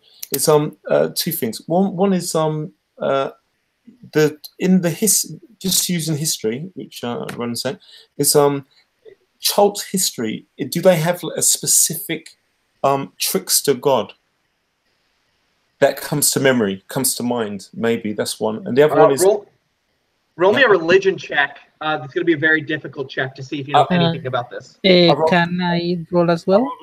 Sorry, one second. I rolled a natural 20, but I've got -1 for the thing, so I go for it. Well, I count natural 20 as a natural 20. Doesn't matter if you have -1. So what you would know, and tell me where you got this information, how you learned it. But you know that the people of Chult, they have these curse words, these words that they never use because they see them as bad omens and bad luck. Think of it as like their boogeyman, essentially. And they are essentially they're called the 9 tricksters. And as you think about it, each of these 9 names that they won't say are very similar. They're not exactly the same, but they're very similar to the 9 names that Elowen just read to you. Okay. How she knows about that is through Coron, which is the dwarf first mate from that she learned like literally everything from, and he was always like saying, you know, dwarves have the best curse words. These Chultans, they think they got it's like, you know, this type of thing. So that's where she kind of that sort of rings the bell in her head. And then she presses the one that was designated to her. Oh wait, can you? I asked the professor. Could you please remember us what is the goal of this expedition? I'm trying to find proof that Mezro was not actually destroyed. This is a room, and he looks around, that has never been touched before. You realize how big of a discovery this is. The fact that we found it means more than anything. I hate to say it, but the Flaming Fists are a little bit grubby. They like to take and not share. So the fact that we found this and get first dibs upon any research here is huge. Yeah, Mezro means something, or is just the name for the place? Well, the city of Mezro, it was a paradise. It was a city given by Uteo to his people. Now, it isn't the holy city, the main city. That name has been lost to time. I don't even know it. But Mezro was Uteo's city, Uteo's people. And these people who lived here, they were given every luxury, everything. They were the most advanced of their time in magic and technology, everything. And they just disappeared. People believe it is because of the spell plague. The spell plague was believed to have destroyed this city, but I don't believe it. I believe that any city of skilled sorcerers like Mezro would be able to defend itself against such a plague. Or at least save itself in some way. I don't believe it's gone. I can't believe it's gone. Elwig is his goddess, or the one he serves, is Mistra, the Lady of Magic. I imagine he will know about the spell plague. Oh yeah, you know about the spell plague. Okay. Say something like, well, it's about magic, man. I mean, one can hold so many things dear, and so many knowledge one can try to harvest and gather, but at the end we're just dots and in the will of the gods and in the universe. I mean, yes, of course. I understand all that. I've studied all the lore of Mistra. I know about your goddess. But Mistra gave magic to the Chulteans first. They were the first to receive magic. So why would they be the first to be destroyed by it? It doesn't make any sense. Yeah, I mean, Greed, man. I understand it. I'm quite excited about this finding, but remember, greed is dangerous. Of Should we course, the go great on? downfall. And you look over at you, Menes, as you are standing over your spot, your starting point. And then there's places. Does it look like you have to put your hands, your finger in the place, or You put your whole hand into it for this one. Absolutely. So she looks at her hand for a moment, and then she just places it down into the place. Into it. And it feels like an electrical charge travels up your arm. It doesn't hurt. It's just like this strange, like tingling vibration that kind of spreads up your arm and into your shoulder and then disappears. And you realize you can't pull your fist away anymore. It's like magnetized to the hole. So everybody go ahead and make me intelligence checks. Just flat intelligence checks to try and solve the puzzle. Can I add guidance? Sure. Guidance is fine. Thank you. 12. Unnatural 20. 19. 14. Okay, so who was it that had West? That would be me. And you got an unnatural 20. Yep. Okay, so everybody else, you guys are trying to solve this, and you just reach dead ends, just over and over again. No matter how many times you circle back, you just keep reaching these dead ends, and you realize, and you're lucky you solved this on the first try, that pooling up around your hand is an acid. Fuck. So everybody's going to take 2d6 damage to their hand, but you only have one round of this because Chetam solved it immediately. That is cool. Woohoo! So you're going to take 7 points of damage, everybody. Oh, yeah, absolutely. Okay. Okay. Can we pull our hands out of this? No, not until you solve the puzzle. So now that Chetam solved it, his hand reaches the center of the city. You see that you're able to pull your fist free, and as you do so, a chunk of stone comes up with it in tears. Like, you know, the Game of Thrones, like, opening scene thing? Yeah. Like, how everything kind of, like, builds up like that? That's what comes up with your fist. And it forms a perfect replica of the spire at the center. It rotates 3 times to the right, 2 times to the left, and then clicks. And everybody's hand is able to come free with that. You see the skin is red and puckered and burning. And you see that there's a handhold on the edge of the spire. Oh, look what I got, boys. Look what I got. Ooh, look what I got. Vanessa takes that moment as she's just like with her hands, and she like looks up at like Cheatham again, being the first one to actually have like. I mean, she doesn't know that he solved it, but she figures that he's the one because his hand was the first one to come out, and it's just like sort of like nods as she just with this acid like this. Edwin will prestidigitate, clean his hand, and write down all that and mapping if possible, and go back to the starting point. And so there's a handhold on the side of the spire, you see. Since I'm holding the spire, can I grab the handhold? Yeah, you could easily grab it. And you feel that it's pretty loose. You could pull it free. Woo! Check out this, guys. Check it out. And I'll pull it apart from each other. So as you pull it free, you see that all of the walls of the maze sink down into the ground, so it's just a flat, smooth table. The table rotates 4 times around, you guys all standing on it, and begins to lower into the ground. As you slowly descend, it's like a floating, like a pillar sinking downwards, essentially. As you slowly move downwards, you see that all around you is a vast cavern. You see there is deep water surrounding this pillar as it moves downwards. And you see just beyond you, just straight ahead where you're looking, Chetam, after pulling this up, you see an embankment of stone leading up to another building, like an entire building hidden beneath here. And the building itself, at the very front of it, is a statue of Teo's, hands out, stretched out invitingly. And where the maze would be in his center of his stomach is instead a doorway. And that is where we're going to take a quick 10-minute break. Go ahead, run to the bathroom, get a drink, and we'll be back here to finish up. Pretty good. Okay, thank you. All right.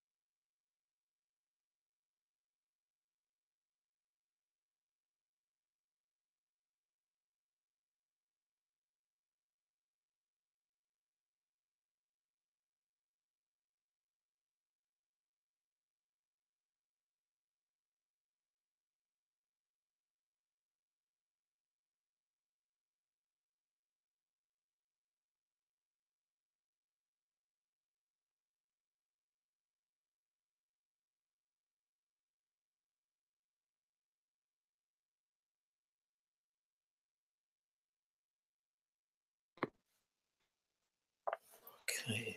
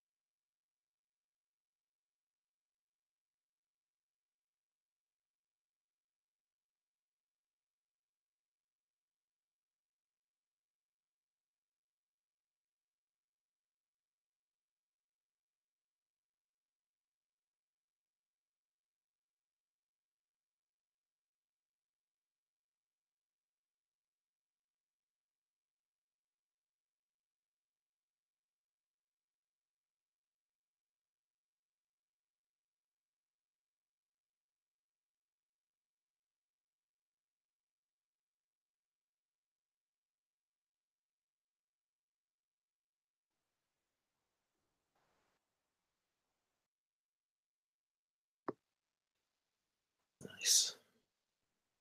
I like cheating, man. So, yeah. For some reason, I've always loved playing gnomes. Yeah. They're fun. Really, really cool. But if I survive, I'm not talking about this thing, but just like generally, take care of him, man, because I want him around, man. It's like it'd be so interesting to see Cheatham and for my character, man, to be like in a party with like Cheatham and like Sienna. Oh, yeah, that'd be fun. Those two characters are like. I was actually thinking about possibly joining you in the jungles of Chult on your homage away from the village, because I'm getting sick of the villages completely. Yeah, that would be fantastic, man. I'm telling you, that would be fantastic. I figure time in the jungle should make you stronger anyway. Absolutely.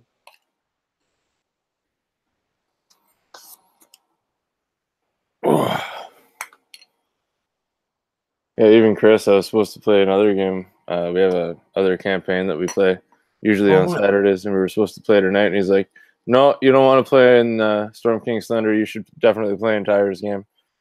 Storm King's Thunder. I think I've seen just bits of it though. You know, because like sometimes I go to these other the other sites and stuff, and just to get an idea. You know, that looks really cool. But there's been other people playing in that as well, right? It is. Yeah, there's. I don't think anybody in this group yet, actually, though. Well, Morgan has been in this game a little bit. Morgan Grover is in the game. Corey Horn and Marriage Chris. All right. Okay. Yeah. Oh my gosh. Yeah, that was a fun game. But we did Curse of Strahd, and that was a lot of fun. I played a pretty wild barbarian, and I was just a dwarf, and I had so much fun with him. It was a really fun game. Wow. What's the best race that you like to take? What's the best class that you like to take? Like Gnome is probably my favorite. Wicked. Just because you're in it, man. You're just like the ability to be crazy. Mm-hmm. Wow. What is Barrick? What is his actual class? He's a dwarf forge cleric. Dwarf forge. Like I've never heard of that. The dwarven forge cleric. Like yeah. Well, Raze is just awesome. A dwarf, but yeah, it's a forge cleric in Xanathars. Okay, nice. One new classes and stuff. Cool. This water thing that you did, man, that was crazy. Oh yeah, that was just water walk, just a cleric spell. All right. Nice. Yeah, sooner or later, I think Beric and Menez are going to be like King. Well, I mean, no, I'm not even talking like the obvious. The obvious is, of course, they're going to be fighting and killing each other. I'm not talking about that. I mean, just the Clashing at some point. yeah, there will be a clash of some form, shape, and size. You know, it's like obviously. No, that's really cool. Heading down on a disc into the ground. Yeah. Good times. That was cool, man. Good thing you solved that one as well, man. That's For real. Sounded like it could have been a little bit of a worse experience, eh? 20 exactly at the right time. So super. Yeah, I can't believe West was the actual one because I was just like, hey, I like West. She was just like, hey, it's there. I'm gonna stand here. Ooh, what's going on? So Yeah, I kind of was like, well, North sounds like it could make sense, so I went for it. Yeah. I don't know what the significance of West is, or even if there is one. Yeah.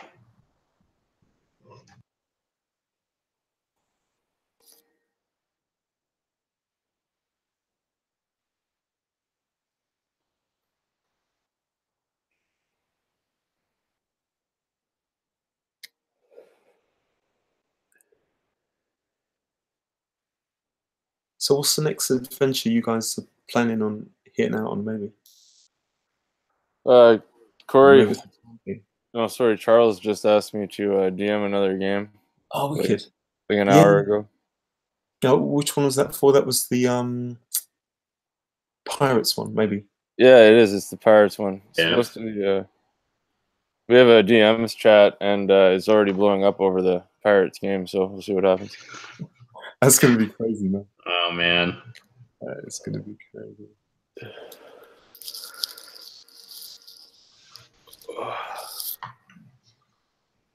I feel like I'm so behind as a DM in this though, because like I haven't been able to watch some of the episodes, and it's really hard to tie in things. And I want to really start getting into the, tying everything from the past into what's going on. But it's just time. Yep. You could just look for people's recaps. That's probably the best way. Right. Yeah, some recaps are slightly vague. Which is a good way to put them. Man, what do you mean? Yeah, man. Yeah, I'm just like, oh yeah, I really wanted to catch last night's game, but I didn't. So let's see the recaps. Oh, I learned fucking nothing. Okay. Oh no, man. Yeah, you're not wrong.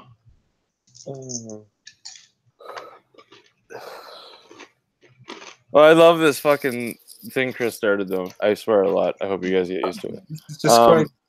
It's so good. Yeah. I just can't believe one day it was like, we should do this. And then like 4 of us were like, yeah, we'll do this with you. And then we finished the first game and we were all like, more people need to play. Crazy. Yeah, super good. Super good.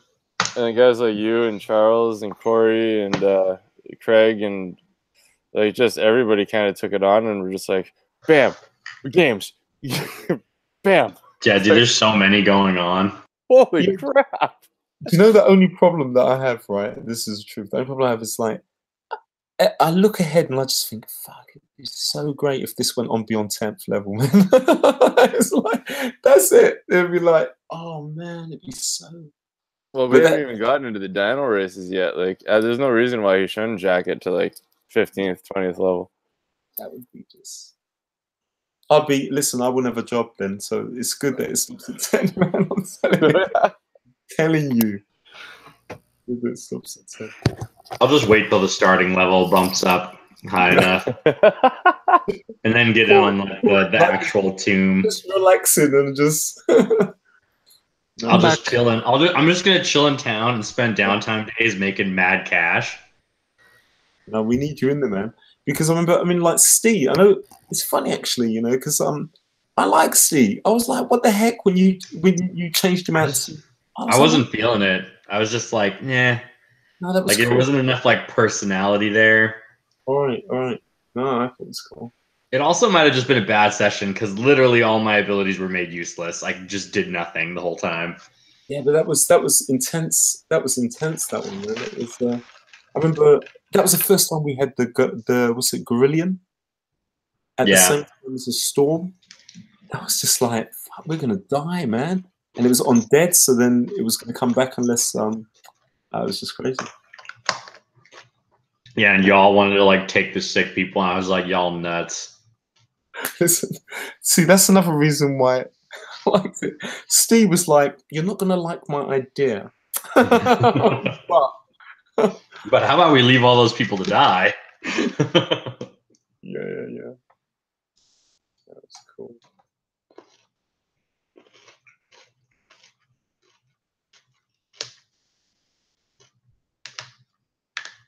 Aarakocra.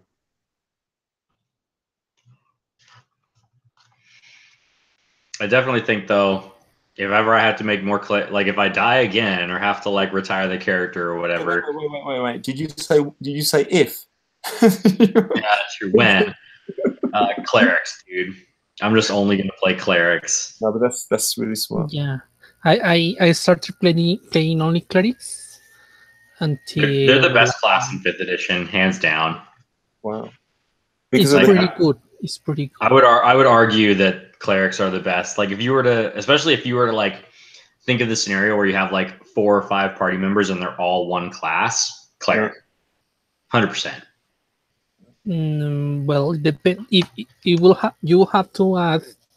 Well, that's possible with the introduction of backgrounds and the skills, the simplification of the skills. But Well, all the other domains reasons, give you some like select spells of like certain Yeah. types that can cover a lot, and Y'all then would die. also they wouldn't die because they'd have like a million spell slots they could use to heal with. For who? I was talking about. I think that all clerics is the best D&D 5th edition party. I mean, just think of the sheer number of heal spells and resurrections they'd have. crazy. Yeah, and not even that, but just like each of their channel divinities lets them do different things. They all have radiant damage, which is like one of the best. If they all cast Spirit Guardians and just dodge, if there's like 4 of them, that's like 12 d8s so of much damage. damage If they all just group. Just cluster around one dude. Yeah, one dude casts Bless on everybody else. Like, Oh, that's they're the best. 100%. That's so stupid. I could see a party of 4 clerics being dumb. Just Yeah, one of it'd each be- domain it'd be- too. It'd be so dumb, dude. It would be beyond stupid. Got like 1 war, 1 tempest, 1 knowledge, and 1 life, and then Yeah, like the war and like the forge cleric run in there with spirit guardians, and then like the knowledge cleric it like maintains bless, and then make them all dwarves and give them like warcaster so they all never drop concentration. That's so stupid. Only Corey would come up with some crap like that. All right, Oh, yeah, let's go dude. ahead and do character intros and plug whatever you want to, like a channel. Gonna plug the Facebook group, whatever. We'll start with Corey and we'll end with Lineal. Is that your name, Lineal? Yes. Okay, cool. So we'll start with Corey and we'll end with Lineal. All right. So my name is Corey. I am playing as Barrick Sunstriker, who is a cleric of Arana. He's friends with Fletch Garrett, who was recently deceased thanks to Menez in a previous session where she abandoned him in a dream and then he died. And so Barrick is a little salty about it and doesn't really trust Menez. Knows the Fist is after it too, so must have a good reason, I guess. But aside from that, he's just kind of sizing her up in this session just to see if she's all right or if she just fucking sucks like he thinks. And that's it.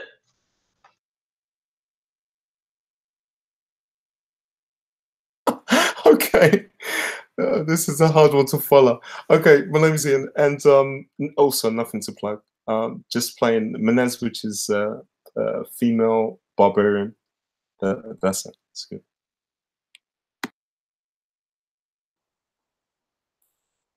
All right, I guess I'm playing.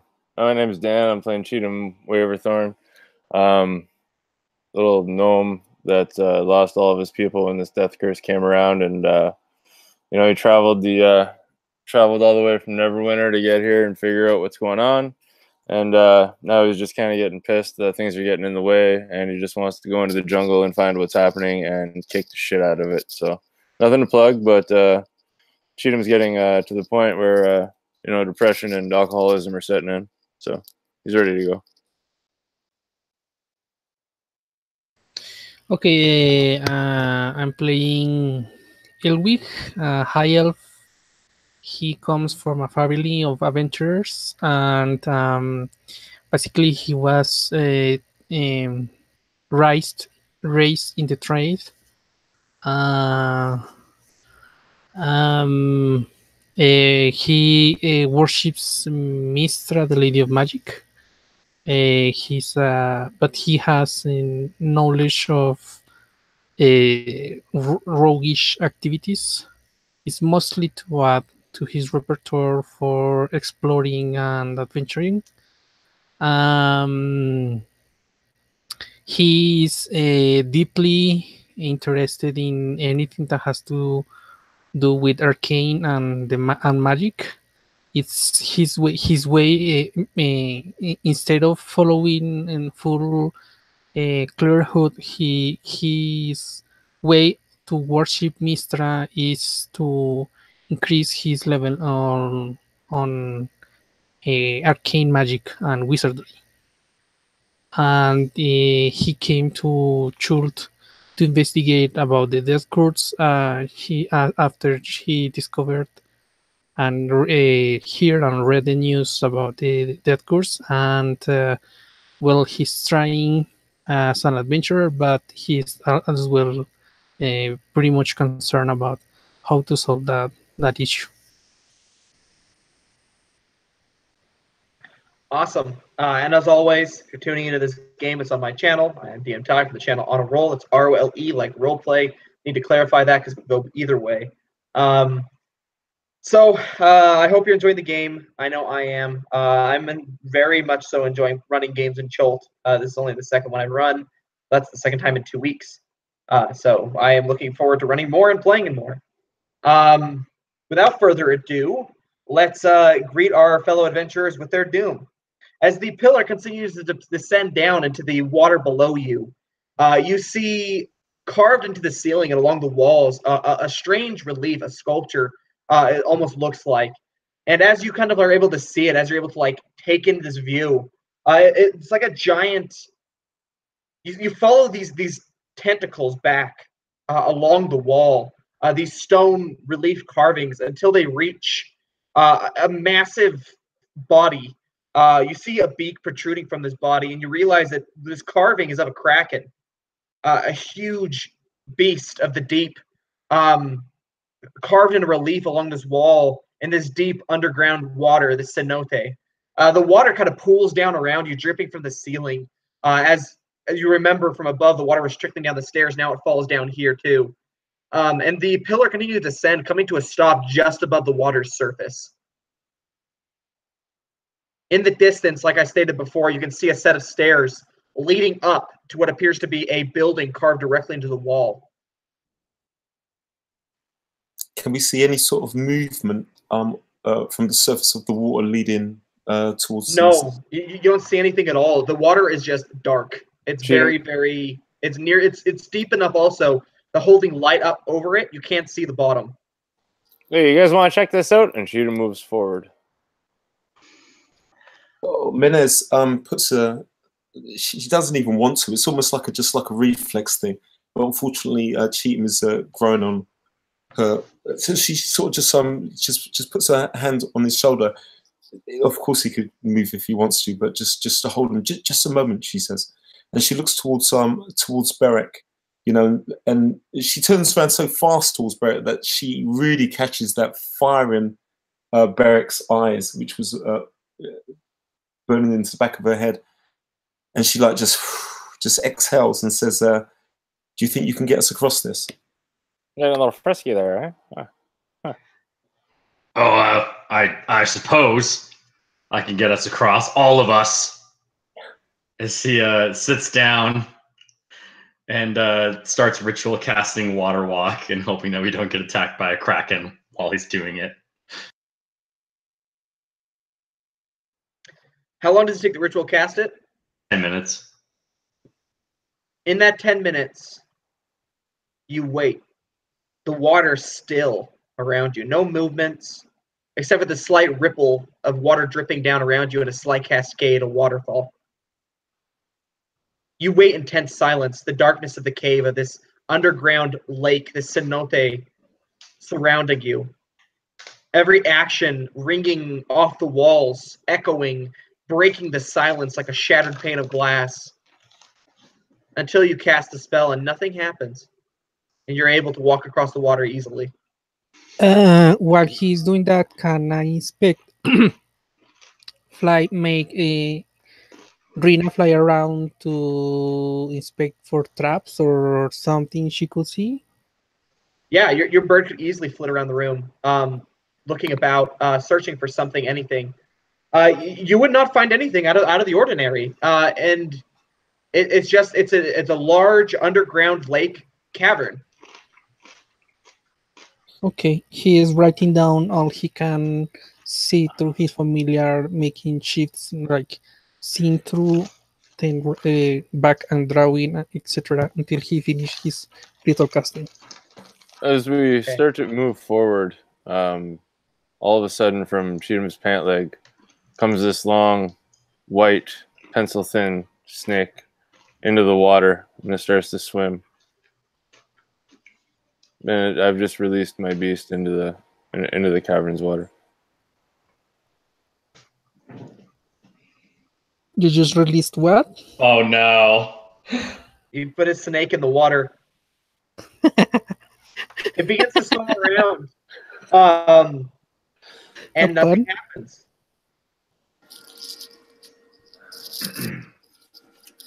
I hustle across the water. I'm fucking out of here. Yeah, the professor's practically running too. He's pretty spooked. The hooded lantern, you can maybe reveal down like 30, 40 feet beneath the water, but it keeps going even deeper than that. Okay. Menes follows Beric and the professor. Making their way across. Yeah. Elwick, is there any small piece of stone or something? Is there any what? A stone, a piece, a tiny rock he could use that could sink in the water?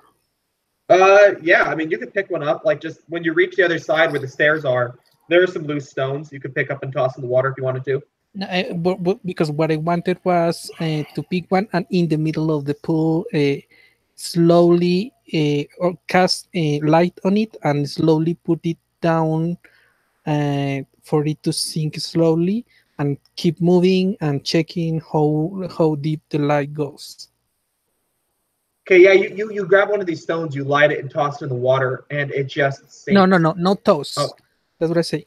Before I start walking into the water from the pillar, pick one that could sink, move and around the middle of the water, middle of the pool, cast light on the rock, put it gently on the water so it does not splash, and let it sink, and then move to the other side, keeping watch how deep the light emanating from the rock goes. Okay. The rock sinks, and you're watching it.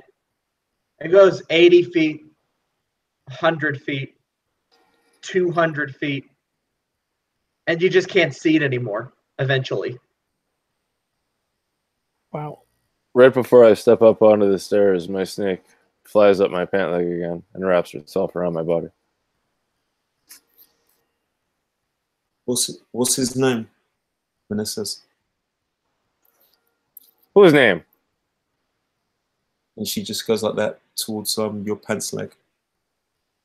No idea what you're talking about. And then Cheatham would just turn around and keep walking away. And she nods. Okay. Was that a familiar? But no, that's my pet snake.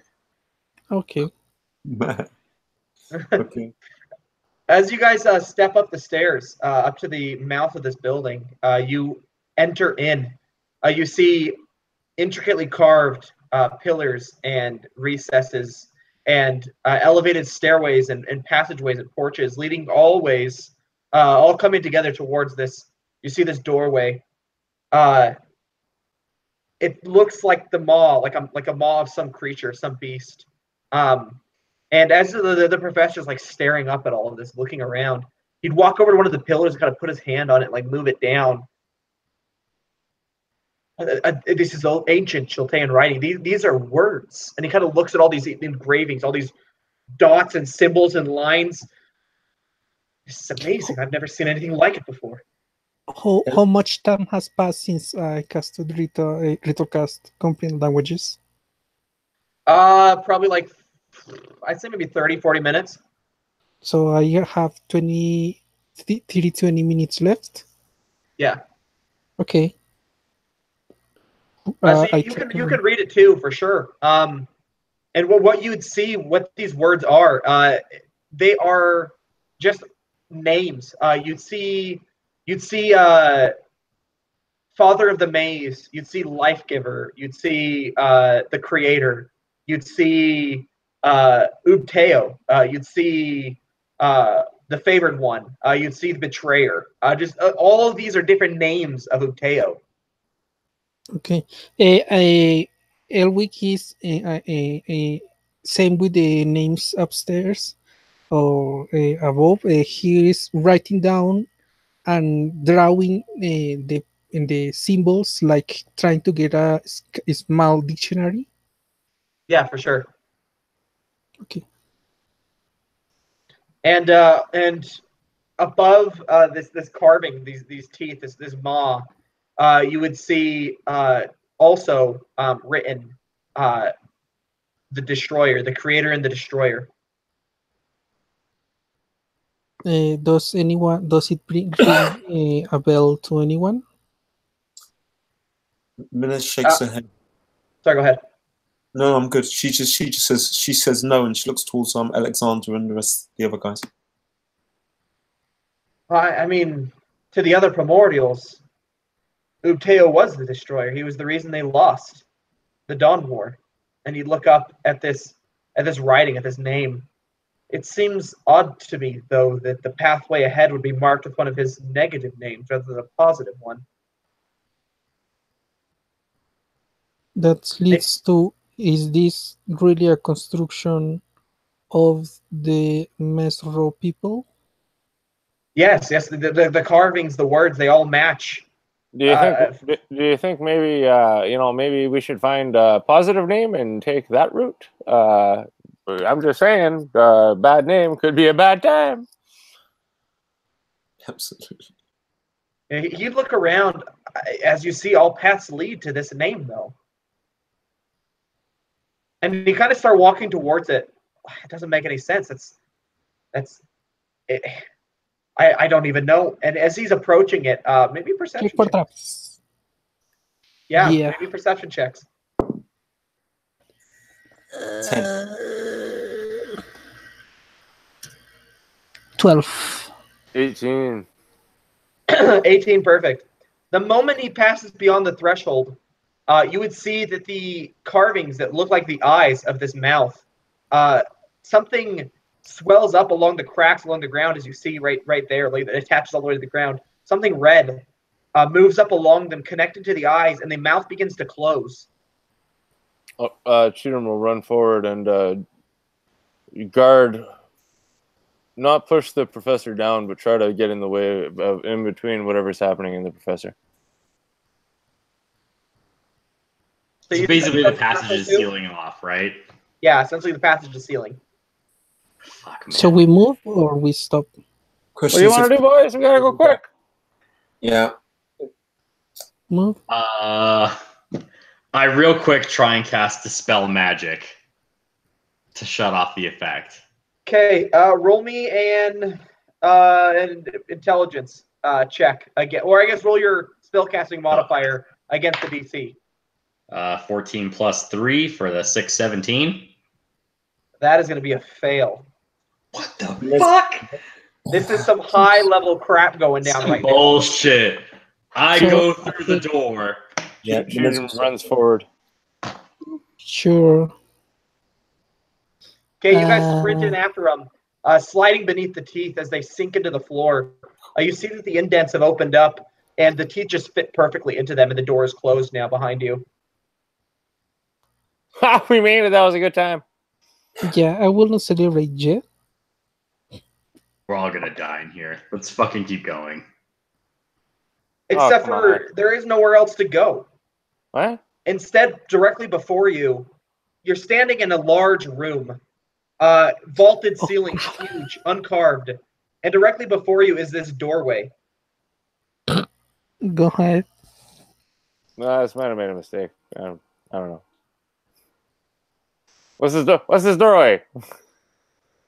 Check for traps in the door. There are no traps. Oh, cheater's gonna try to open the door. There's 9 things. I pushed on the door. I put my fingers in them. I lick it. I do all the things that everybody does every time this happens, and we skip to the clue.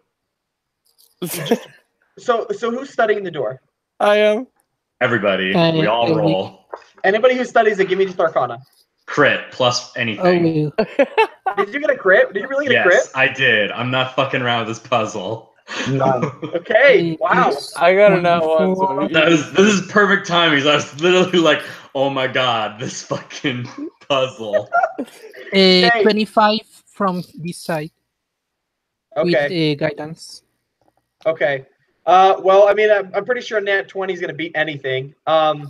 So you you know this door intimately.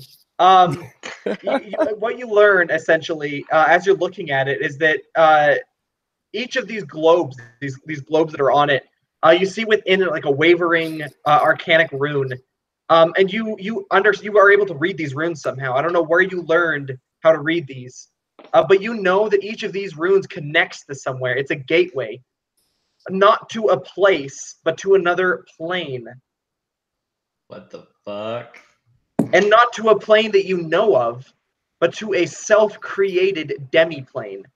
You have never seen magic like this on this level, ever. You've never heard of magic like this on this level, ever. Woo!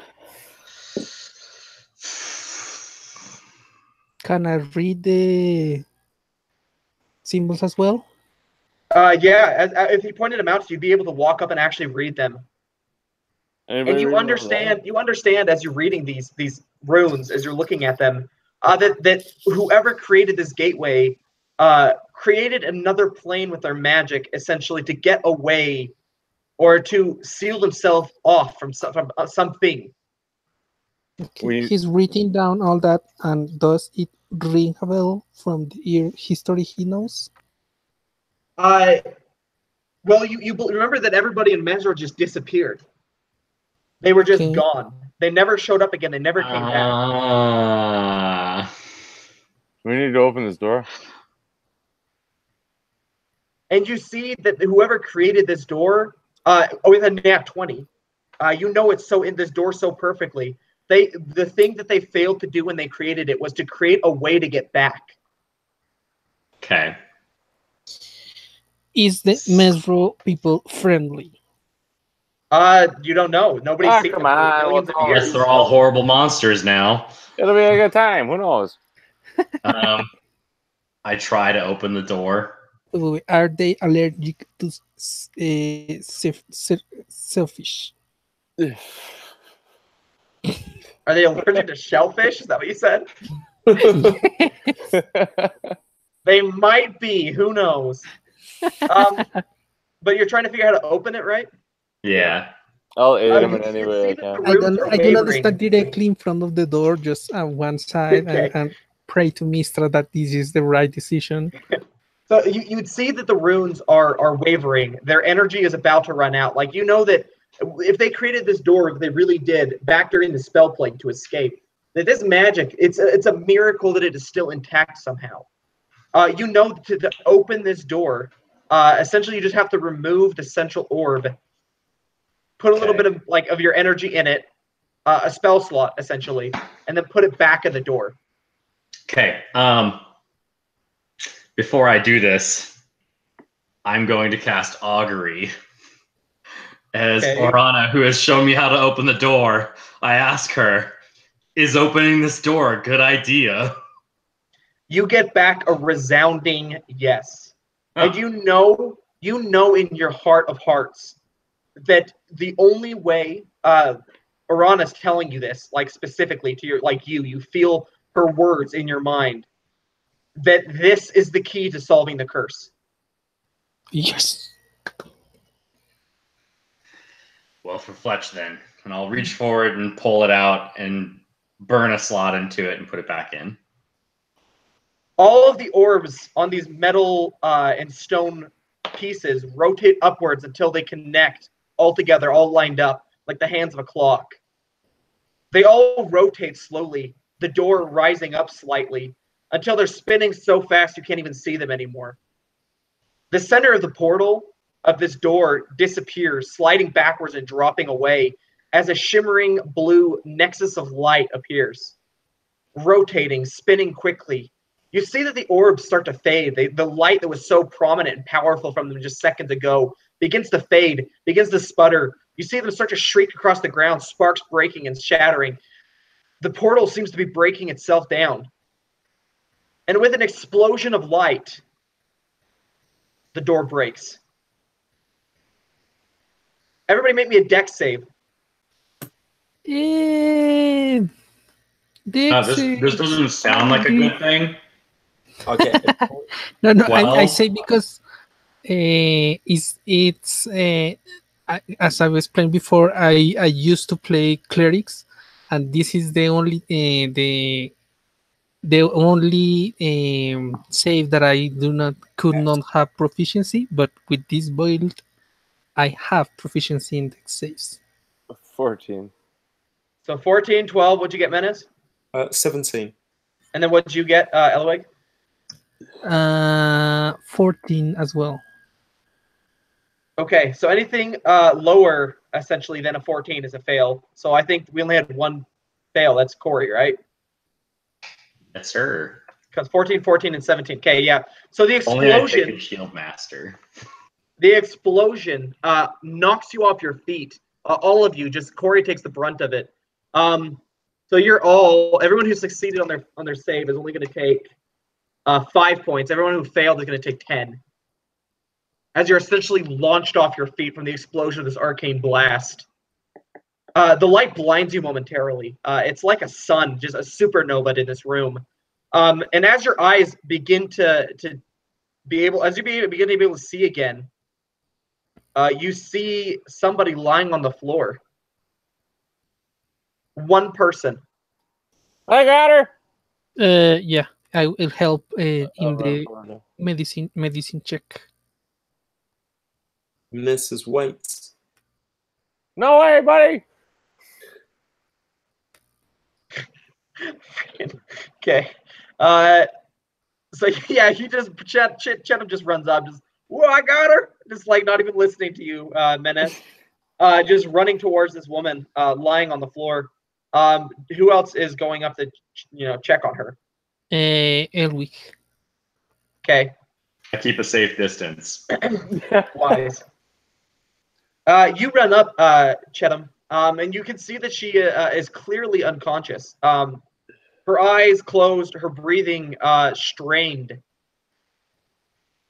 Can I search her for like her purse or any gold or anything like that? Elwick is checking her vitals.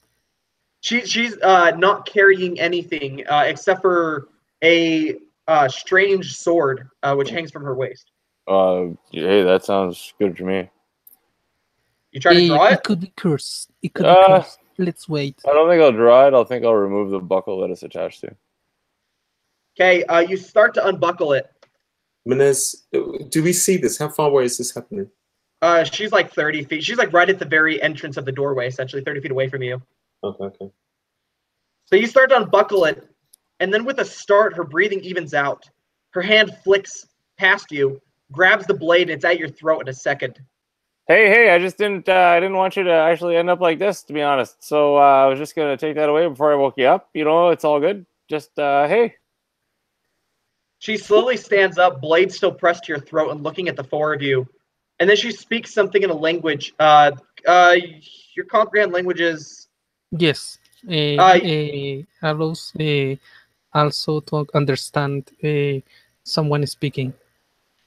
Yeah, so none of you would understand, I guess, except for Elweg. And she'd say, "Who are you? What do you want? What are you doing here? Where am I?" Okay, so I try to speak in the languages that I know. That we are adventurers and we were exploring these ancient ruins, and we Which found languages this do you know? place. Let me double check. Celestial, Common, Draconic, Elvish, Giant, Primordial, and well, I don't know if thieves can't will work, but maybe that one as well. The moment you speak primordial, she kind of like looks at you. Her head snaps to you, and she would respond in turn in primordial as well. Okay. She would just be staring at you. How do you speak the ancient tongue? Well, I am what will be called a scholar. I know that communication is important in the exploration and in the social interchange. So I procure to learn from various languages that could be important in my research. What year is it? What year is it? If okay, I can say that from what we have discovered, this is we are after blah blah blah years after the spell plague. If that's what you want to get a good reference from, I think because you were aware of the spell plague. Yes. We were aware of the spell plague. How that many? She kind of like put her hand to her forehead. Blade still pressed to your throat, Chetam. She's not taking any chances. You tried to take her weapon. She looked to the rest of your group. She looked to the rest of your group, Eloig, and be like, "Why do they not speak the common tongue? Why do they not speak Uteo's tongue?" Uteo's tongue. Okay, so this language has been lost in the sense that not many speak it unless they are not from this world. They have to be from the planes, from the elemental planes. And she would kind of frown as you tell her this. How much has changed? And she looked down at her hand, her free hand, still holding the blade to Chetam's throat. But well, I mean, this one. Sorry, go ahead. What? He sees a pause of the communication and explains to the others in common. She only understands primordial, and she is wondering which year is and how much time has passed since she lost contact from this world. Absolutely. Manez sheaths her blade and places her hands like this and says, "Ask, is it okay if I approach?" She says first to the woman as she begins to start walking slowly towards Cheatham, who's got his this blade to the throat. So yeah, so he Elwick heard that she was a follower of the Lord, this one, the Creator. He will point out that the professor is also from that religion. That he himself worships Mistra. And she would look at you as you explain all this, and then look at the professor, and she would do some sort of like a weird like thing with her hands that none of you know about, and the professor does it back, and she just smiles. So the old religion isn't dead. Good. I might be able to make some sort of a difference. Why have you come here? What are you searching out for? And she just looks at the blank faces at everyone except for Eloig. Everyone else who doesn't understand, she just like, this simply won't do. And she looks down at you, Chetam, and she draws a small dagger from her side, sheathed along her leg, and she would grab your arm, pull it up, and cut it, and then lick the blood off the dagger. And then she starts speaking in common. I'm ready for this, baby. Let's get this moving. I would prefer you had could will have taste a better blood sample, but okay. And she looks down at you, Chetam, and she says, "You wish, small one." And she'd look back to the rest of you. "I remember when your kind gained their abilities first. That illusion magic that you're so proud of." And she'd look up to the rest of you. "I am Alessandra, one of the 10, the Bare. I don't know if that has any significance now, though I hope it still does." Who are the Bari?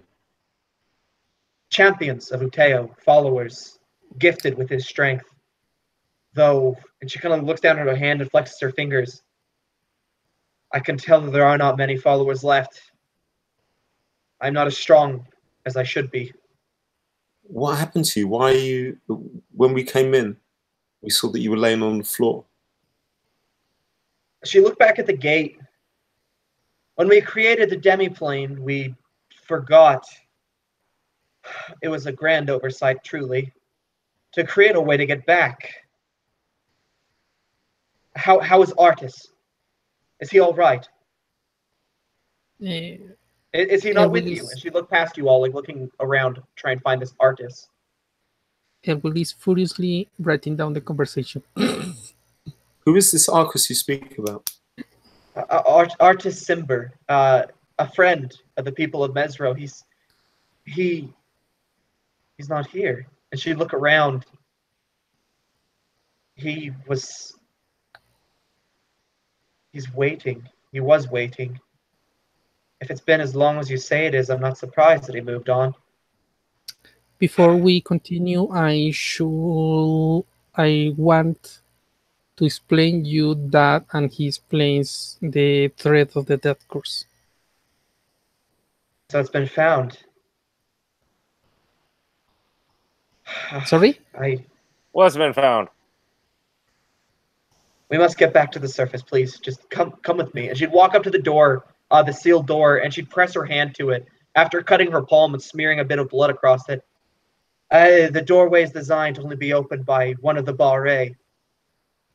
You would have been stuck in here forever if I had not come. He writes all that down, and Muster, it would be lovely to have a sample of her blood for the studies. So they put a way to open that door, but not the other one. Yes, I know. Ironic, right? And she looked down at you. Is anyone else alive from those who passed to cross to that demiplane? Yes, the entire city still lives beyond. I was merely the keeper at the time when you chose to open the gate and bring me here. The rest of Mezro has built another city in the demiplane. So you can go back and forth? If we can rebuild the door, then yes. Will Elwick have been able to write down what he could understand and see of the door in his notes? Considering how you've been writing everything down, yes, I'm sure you had a chance to study the door before they tried to open it. Okay. I will be glad to help in whatever it's needed, but we should go back to the surface. Of course, I appreciate that, but we need to find Artis.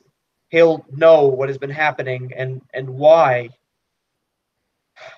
it was found. It was hidden away for so. And she just kind of starts muttering to herself, hurrying past you now down the MoA of Uteo, and back out onto the stone shelf up near the lake.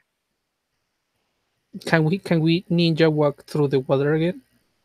Yeah, I mean it's been less than an hour. Roll me perception checks as you all step out onto the stone steps. Fucking bullshit. 13. I mean, I have a passive of 17, and I'm rolling lower than that. Before we step out onto the steel steps, can I cast Pass Without a Trace? Yeah, you can cast. That's fine. All right, so while the shadows and silence radius from me, masking me and my companions from detection for the duration. Get it for about an hour. They all have a +10 to dex stealth checks. What? +10. Yeah, pass without trace is disgusting. So what did everyone get on perception checks? We got 12, 12. 18. Sorry. Perfect. I got 11. 18 is what you need. You don't notice at first as you step out and start moving down the steps towards the water, but then you come to a stop and you're like, wait a second. And you look up at the where the statue was carved, where the relief was carved along the wall. There's nothing there now. Shit. She immediately relays that to everybody. She says, wait. And what was the reaction of the woman? I relate to my companions for sure, so they know it immediately. But I'm the female. What is her reaction to that? Alessandra, as you say this, would look at you, and her eyes would widen. The door was broken. Roll initiative. Fuck. Wait, this doesn't sound like good things. That's Four. not good things, buddy. This is bullshit. I got one casting of that where there's no lies. Okay, mother forker. That's correct. That'll work. This is bullshit. Oh, boys. 14. And that one is bullshit. I get to roll twice because of 19 or 19. I got that. And 9 initiative. Wait, Yeah, is post she your like? initiative in the chat. Is she doing the classic like heel face turn? She's like, I'm actually evil. Is that what that was? No. Oh, you guys She are- sounded pretty evil, bro. Insight check? Yeah. And I didn't roll very high. 12. We're going to be demolished by statue. Sorry. Attacked. So 14, Chetam, 9, Elvig, and then that one, Professor Winn. Oh, he's fucking dead. Oh, There's 0% chance this year. time to bring up the Alessandra. spell. Alessandra springs into action immediately, leaping backwards from the water's edge as a stone tentacle streaks out of the surface, crashing into the steps, breaking them, shattering them, bits of stone flying everywhere. She leaps backwards, moving up the steps quickly before raising her hands, closing her eyes, and concentrating as she casts a lightning bolt towards this thing. It's going to make a dex save and probably fail because it's made of stone, so it gets disadvantage. We have a kraken. Release the kraken. So it definitely fails. It's going to take the full brunt of this damage.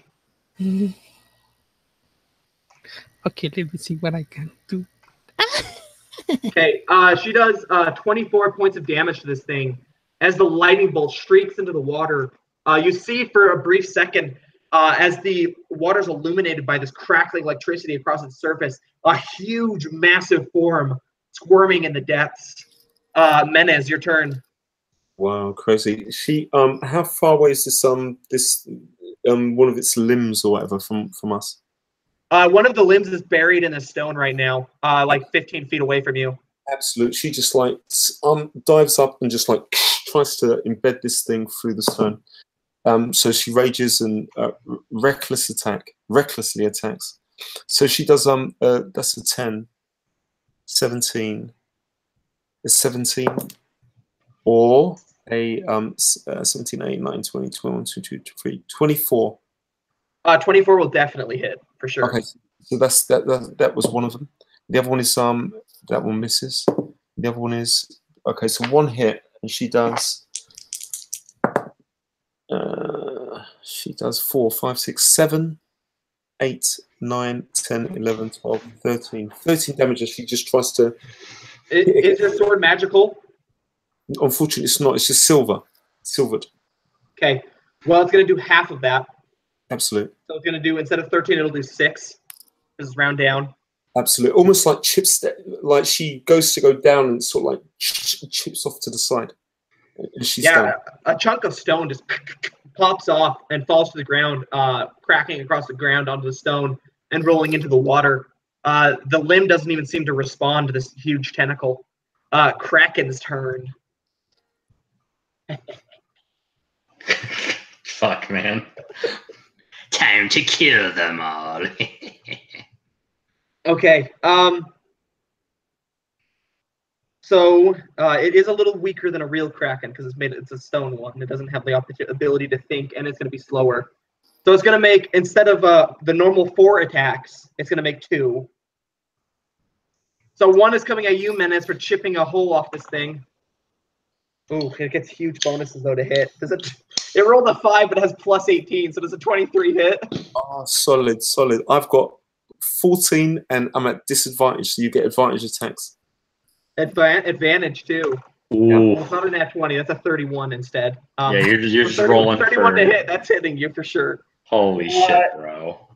As this tentacle just slams into you, just slamming you against the wall, just like knocking the wind out of you. It feels like that moment you fell off the cliffside, but like 20 times worse.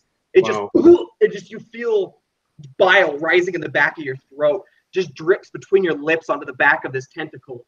And you're going to take, from this slamming attack. Oh my gosh, I almost rolled max damage. I'm sorry, dude.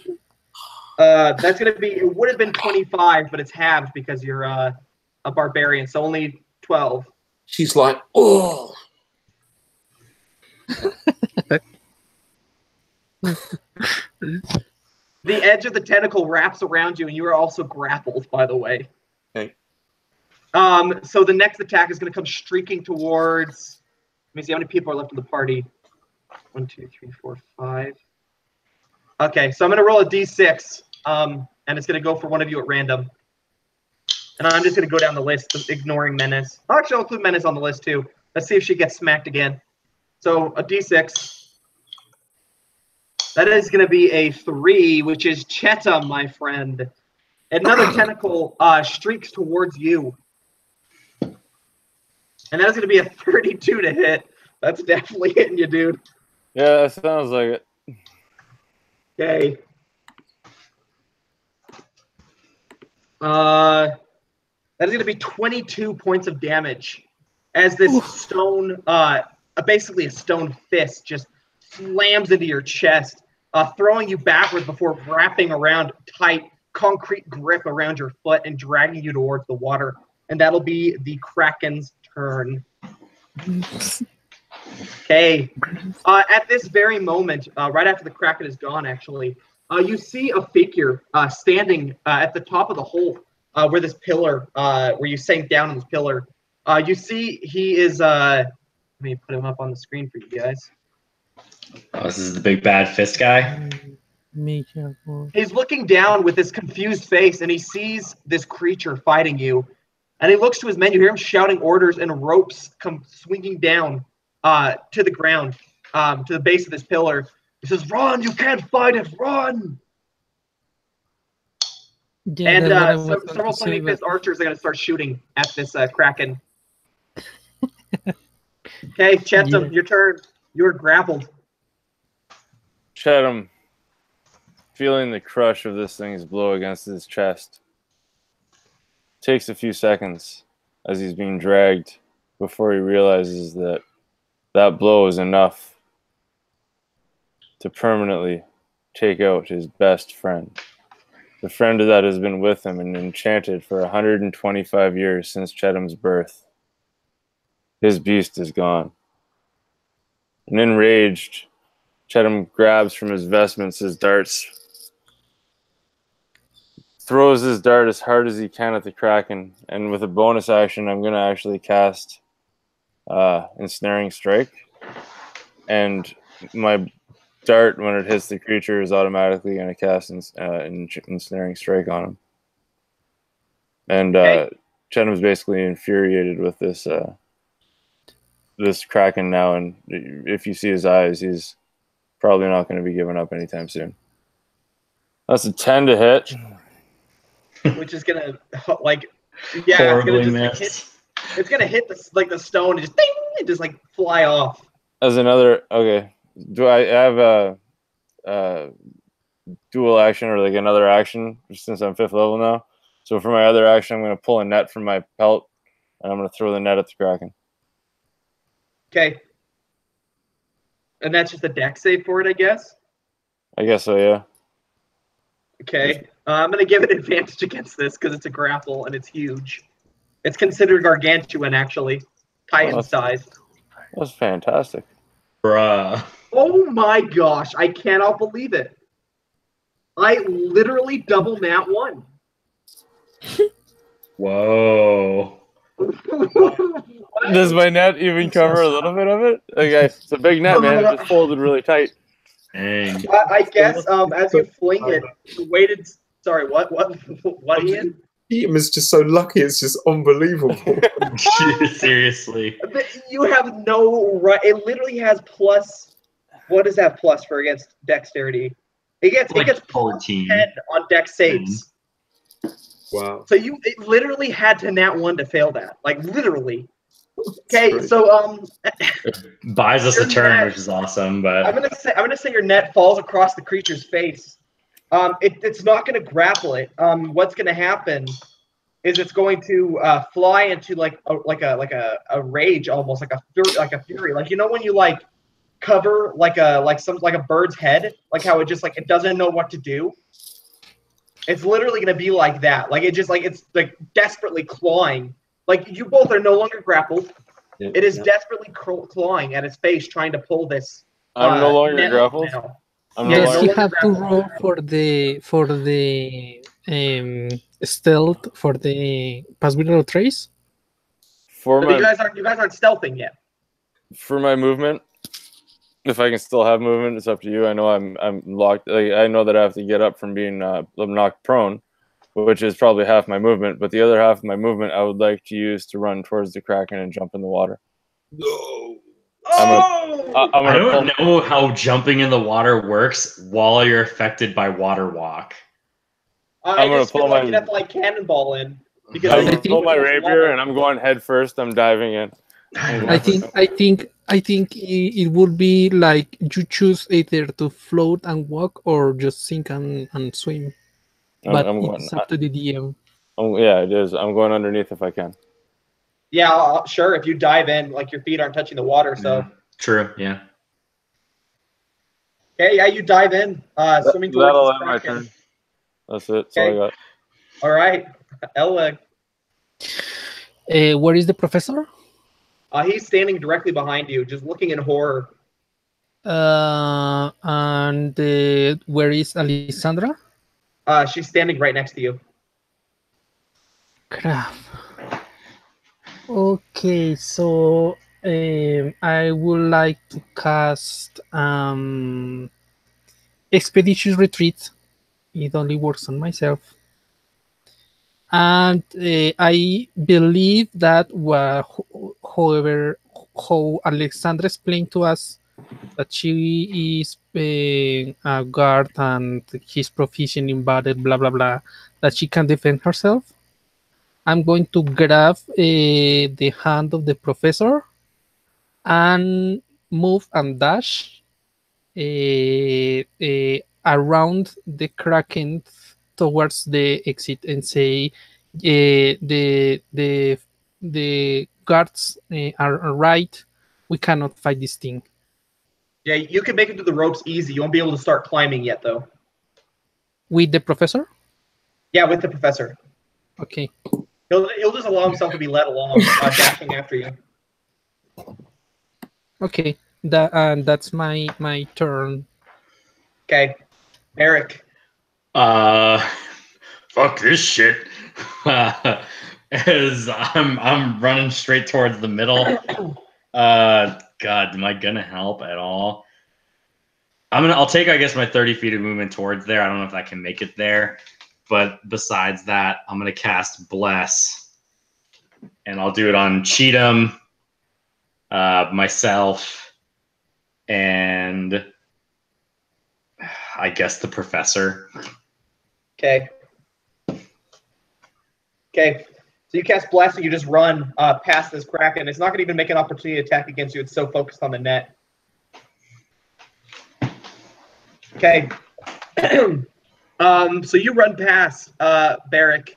Professor Winn runs with Elweg, and we're back to Alessandra. She's gonna look at Cheddar, who dives in the water, and she looks at you, Menace. Is he insane? You can see clearly that Menez is about to do something for sure. For sure.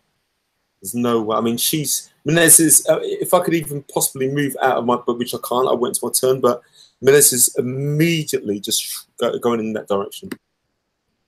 She would look at you moving towards Menez, and she'd look at the rest of the party running towards the pillar. And Menez, make me a wisdom save.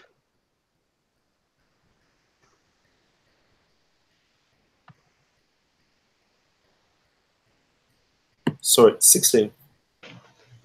She casts hold person on you. No. so that you won't get yourself killed. Yes, I understand. I was going to use my inspiration though. You can use inspiration to try and save yourself, sure, from the wisdom save. Wouldn't hold person get him killed because it's gonna hold him still? No, I was going to try and use the inspiration to be able to get Cheatham, which is probably impossible, but that's what she was going to do. Fair enough. She's. I don't think that Alessandra would let you get yourself killed too. She sees Cheatham diving in the water, and she thinks that he obviously has some sort of a death wish. Absolutely. And so she'd look at him, and she'd look at you, and she would cast hold person on you. Absolutely, absolutely. And she would run up to you, and with strength belying her slim form, she picks you up and runs across the water with you. Absolutely. Does she can do that as well? Mm-hmm. Wow. Yeah, where's the power word kill or some shit? On a Kraken? Dude, it has like 400 hit points. I mean, if we were going for XP points, I mean, Ilwig would definitely see if he can put the thing down, but since not, he's just moving along. Yeah. So she would run across the water, passing you, Corey, Barrick, and dropping Menace at your guys' feet before turning back towards the Kraken and waiting until her next turn to try and save Chetam too.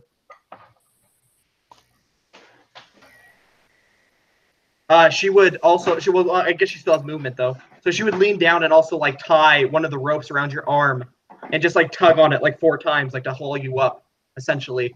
You can't do anything to get yourself killed. Hopefully the hold lasts on your turn too. So that's it for her. So Menace, you are being held. You get to repeat the wisdom save at the end of your turn. Absolutely. So I can do nothing but the actual roll. Yeah, basically. Yeah, absolutely.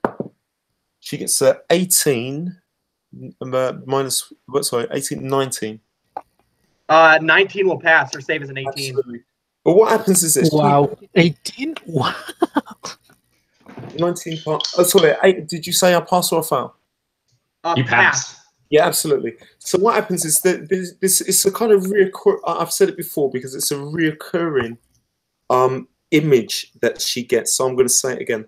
So what happens after she gets frozen, you know, and she's being carried across to the point where she's let down to the point where she breaks out of this, is what goes through her mind is there's this girl, and this girl is on the side of a cliff, which is overlooking the rainforest, and she's got this this wolf pup in its in her hands, and it's got like a busted leg, you know, but the pup is like still like sort of licks her face and she can smell its breath and stuff, and then she puts her hand up and says, "Papa, look." And her dad takes it and looks it over and says, "Its mother is dead." He says, and just casts it straight off the edge of this off the edge of the cliff. And this for her is what flicks through her head is Cheatham, who's like obviously like hurt in so many ways that he's like so destructive, is Beric, with because she's heard rumors of Beric way before she met him on this expedition. You know, supposedly a friend of Fletch, and there were supposedly things that she had supposed to say, and he was in a rage and saying certain things, and she knew there was going to be a conflict. That conflict will come, but she knows that he's just crushed inside, you know. So basically, she sees the situation. She just calms herself, and that's it. Yeah, you break free of this hold, of this reverie, these memories flashing through your head, and you see Alessandra standing, looking back at Chetam. You see that there's like a sad, confused look in her eyes, like she doesn't understand what he's doing, but she will. You see, she's a very pragmatic person. She won't let two people die because one is essentially suicidal, and so totally. Yeah. So she ties it. She lets this rope. You feel it start to tug on your arm, and you're going to be lifted up 10 feet. The Kraken is going to well, it's going to try and break free. It's probably most definitely going to break. I don't think it can double nat one again. The crazy thing about that double nat one before is I gave it advantage because it's just this little net, and it didn't double nat one on advantage. That's insane. It's impossible. Wow. That's like literally, that's like impossible. This time it didn't happen. It got like a 27. So yeah, it's free now. You see it just tear this net to shreds, just ripping it to pieces. And its stony gaze glances upward and sees you swimming towards it, Chetam. It sees you. And it's going to attack you. It used one of its attacks to break the net, so it's only one attack coming at you, Chetam, but you're in its environment now. Yeah, that's going to be a 27 to hit. I'm going to have to tell you that hits. Inspiration, man. Use it. Yeah. No way. You don't want your inspiration here. You want to save that for some ability check you got to make to not die. Yeah. All right. Yeah, I want to hear what happens. Okay, so that's 10 plus 10. So that's going to be 20 points of damage. As a basically a tentacle comes down, rises up in the air. You guys all see this. You see this little figure swimming towards this massive silhouette in the water, and a single tentacle rises up out of the water and just comes down on his back. Just whoosh, the water's. As it hits Cheatham, you can see his limp body start to slowly float towards the surface. His face down and in the water, his arms limply hanging by his sides. He is definitely unconscious. Yeah, and the tentacle closes around you, wrapping around your small frame. Your unconscious body. If it was above the water, they'd hear the cracks of ribs, the cracks of femurs and arms as it just rips, it rotates around you. This stone limb, like bubble wrap, just popping your bones. Chetam, death save.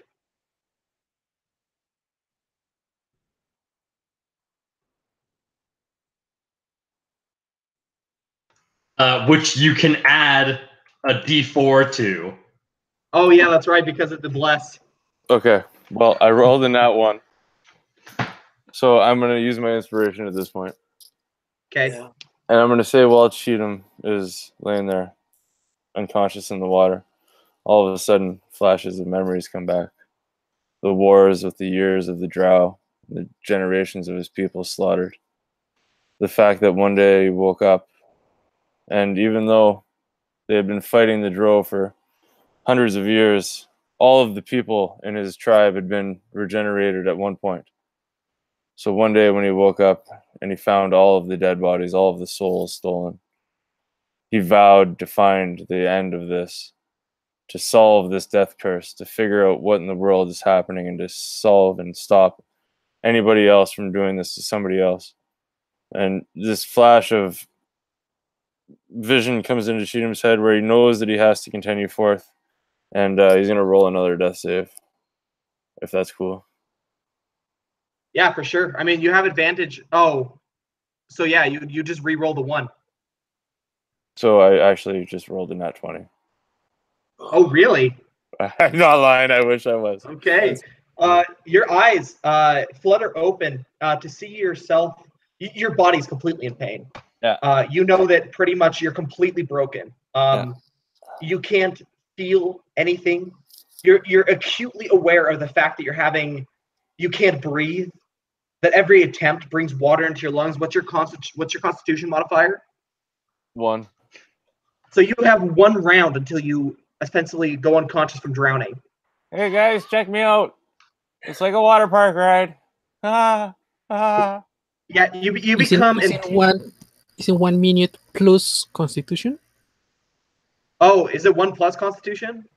Yeah, Well, I think whatever. it's so. But he got hit by a either way, tentacle, so it's 1. I'm pretty sure the Kraken will kill him before he drowns. So, anyways, but like, you feel you become intensely aware of how much pain your body is in, and I think that you would know as you try to move your fingers and your legs that you are now quadriplegic. Your spine has been shattered. Can I know this is going to sound very of like an odd request, but can I have like is it my turn? Like, do I have one more? Like, what's happening with the turn? Like, do I get to do something on my turn? Like, do I have a turn? Sure, I'll give you a turn. Okay, so treat him physically and emotionally crushed, losing, like I said, something that's been with him for the last 125 years of his life. Obviously, losing any ability to move, starts to channel everything that he has inside of his soul, every bit of his ranger beast masterness, and he surges with this energy through this Kraken's stone limbs. He tries and charges up every ability that he possibly has. He tries to cast his beast sense. He tries to use his beastmaster rage. He tries to get inside the mind of this Kraken.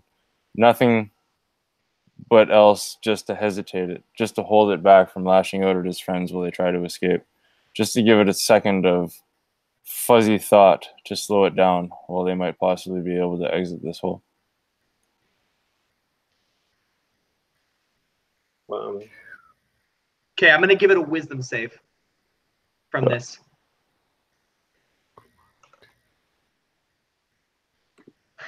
What if I told you a nat 20?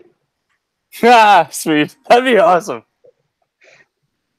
For a moment, for the briefest of moments, you touch this stone titan's mind.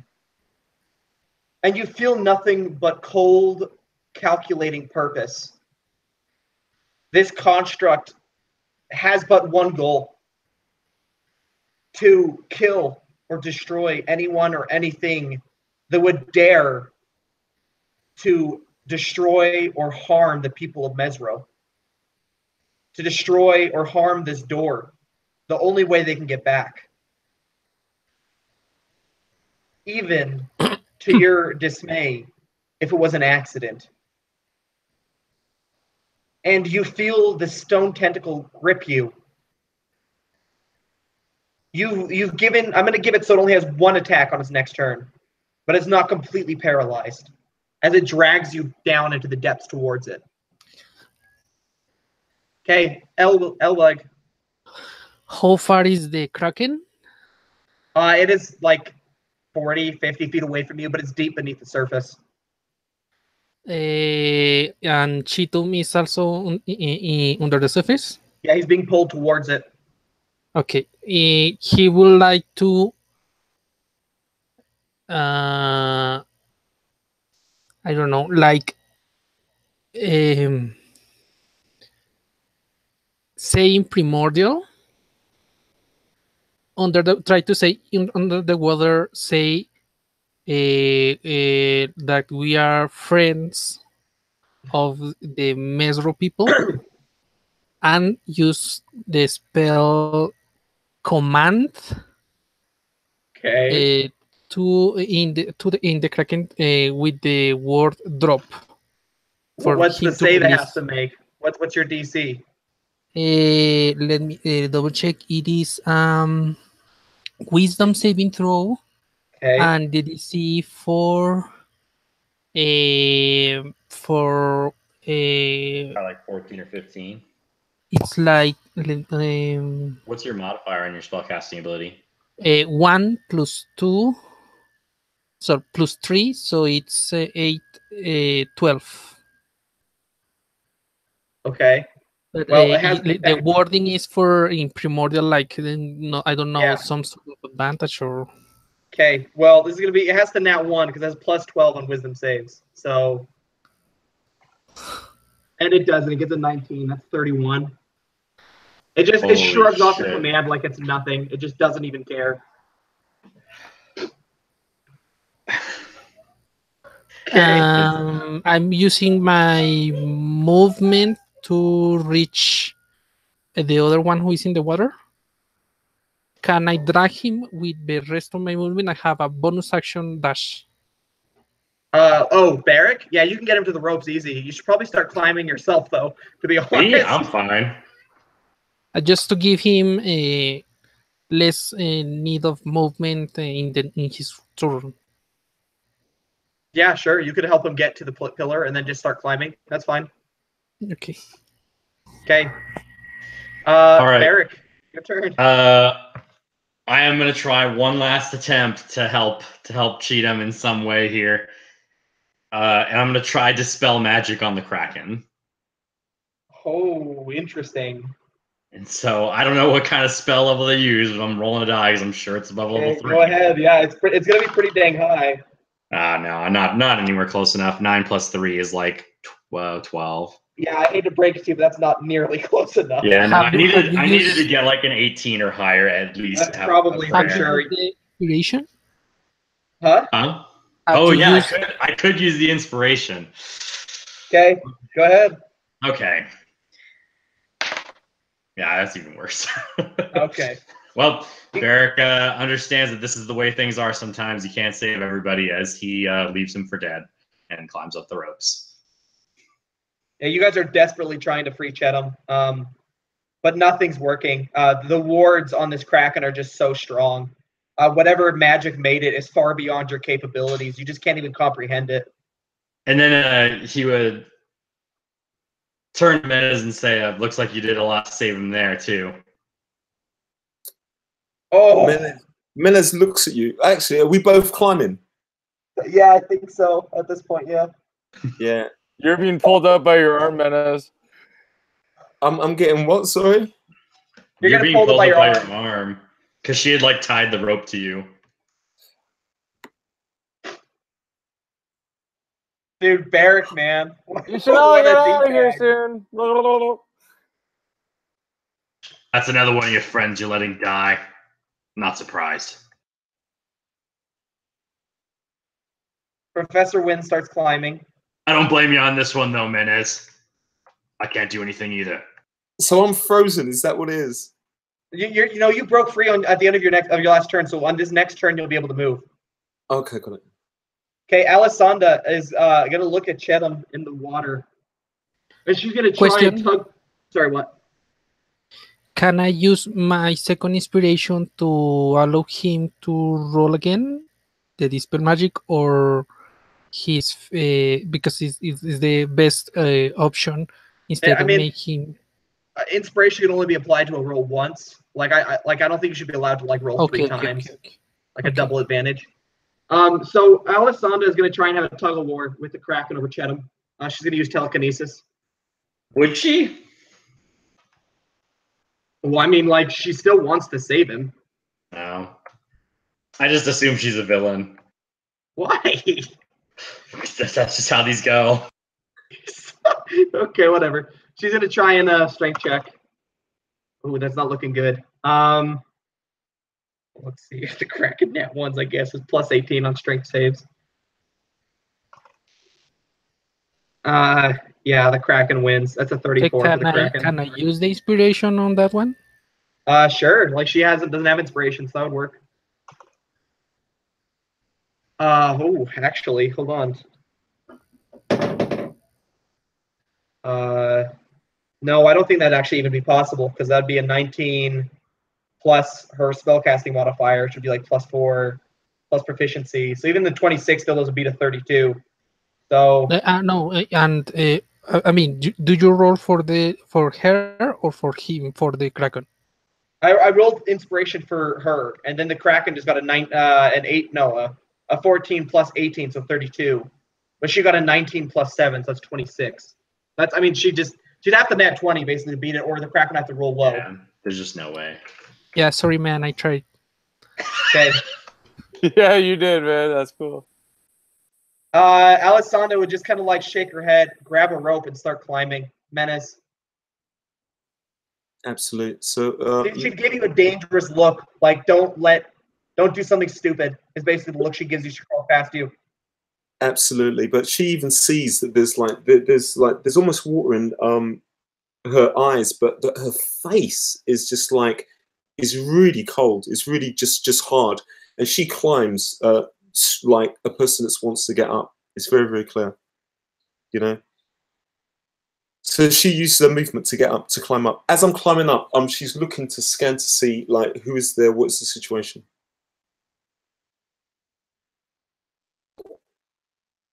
Muted. I think you're muted. The hole is surrounded by flaming fists looking down into this underground lake. Okay, so you start climbing? Absolutely. Okay. So you're going to get it pretty much almost all the way up. The Kraken has one attack left because of Chetham's sacrifice, essentially. It'll make one attack to try and grab one of you off the rope. I'm going to give it disadvantage, though, just because you guys are pretty far out and has been stunned a bit. Oh, that is a bad roll. Okay, so that is a 5 plus. That's like So I'm going to say that it goes for Alessandra. So it gets a 17 to hit, but she is able to not get hit by it. Okay. So she dodges it just barely, and continues to climb, just glancing down at the water, at the quickly dwindling figure being pulled away into the depths. Chetham, what is your final act, my friend? How does your death go? As Chetham's being pulled into the depths of this pool, darker and darker and colder, his body crushed, his mind just broken from his experiences over the last couple of months. Pulls out from his pouch on his belt a set of dice, the dragon's empty dice. And even though he's underwater, he kind of throws them. And as they bubble up a little bit in front of him, and just kind of a little bit more buoyant as they fall with him, he kind of sees the numbers on the dice spin by, and his eyes roll back into the back of his head, and the memories that he has last in his mind are those of his snake when they were children, slithering through the fields and running and bonding. The last bubbles go from his body, and all of a sudden Chetham's gone. Chetham, your eyes snap open. And standing before you is a huge figure. All around you is forest. It's actually your home. And the figure looking down at you is somewhere between a male and a female. You can't really tell. But you know acutely in your mind that it's Uteo. And he kneels down until he's looking down at you, closer to you. And you see on the ground before you a maze. And he looks at you and he looks at the maze. And you know that this is the maze of your life. What does it look like? Well, it's convoluted, square, but it seems as though some patterns are tall, some patterns are short, some patterns are darker, some patterns are lighter. And as it gets closer to the end, it gets much, much darker, and then it ends in a spiral. I want you to roll me an intelligence check to solve your maze of life. Okay, give me a second, and I will be happy to do that. That is a 18.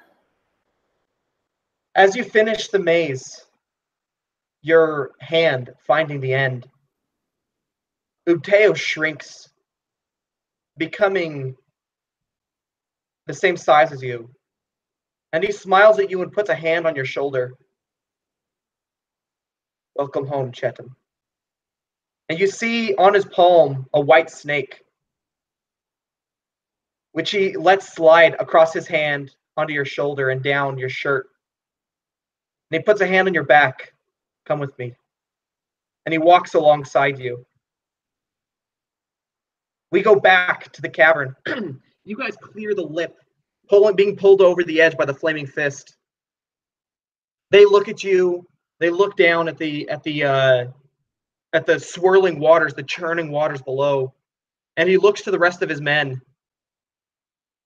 Seal this up now. He turns and looks at you, his clothing obviously distinguishing him as a man of command.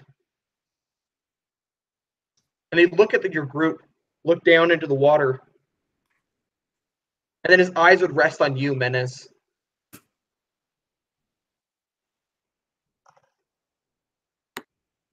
Menes. Caesar. Menes. And I would like to use my inspiration to... She slips her hand inside her shirt, taking out a potion. She drinks it, and she just like tries to just like slip between their grasps, heading for the exit. Well, there's going to be a series of hands reaching for you. Absolutely. So I'm going to have you. You're going to roll contested strength checks. Yes. Let's just say I'm going to give them disadvantage because you're turning invisible. Like 7 contested strength checks. Got it. Okay, so first one, I'm rolling for them. Oh, that is a very good roll. That is a 16 and a 19 on the die, and I'm just going to give like these soldiers +3. So that's a 19 you have to beat. 19. So I do. Sugar. My first roll is a 9. I get grabbed. She just like bumps into one, and he just like grabs her arm to the side. Yeah, just a hand closes around you. A strong hand closes around your arm. Another one grabs you by the back of the neck, and before you know it, you're just wrapped in arms that are holding you. Yeah. And she struggles for one shot, and then she just relaxes her body and just stands, just held, like really held by these guys that are like just like on her, but she just relaxes, just totally just relaxes. Colonel Cole would look at you. What would a criminal be doing in the heart of Mezro? And he'd turn and look back at your party, looking at each of you, scanning your faces until his eyes rest on Alessandra. And who is this? Alessandra would step forward. Who are you? I'm Colonel Cole, the Flaming Fist. I asked you a question, civilian. What is your name? Who are you? And he'd taken her clothing and the tattoos on her face. Interesting. And she'd like stare back at him. I'm Alessandra of the Barre. And his eyes would widen. And she'd continue. If you wish to stand in my way, you'd best think otherwise. I've been told of the situation, and I expect every help. Colonel Cole would like look at her and then look at all of you. What did you find down there? Solutions to the death curse. I can see that, but an ancient Mezroan. What did you find? Solutions to the death curse and a kraken, mechanical kraken. Do you want to go down there? No, we saw the fight from here. He kind of bite his lip, like kind of thinking. And he turned back to Professor Winn. Take the woman and the professor.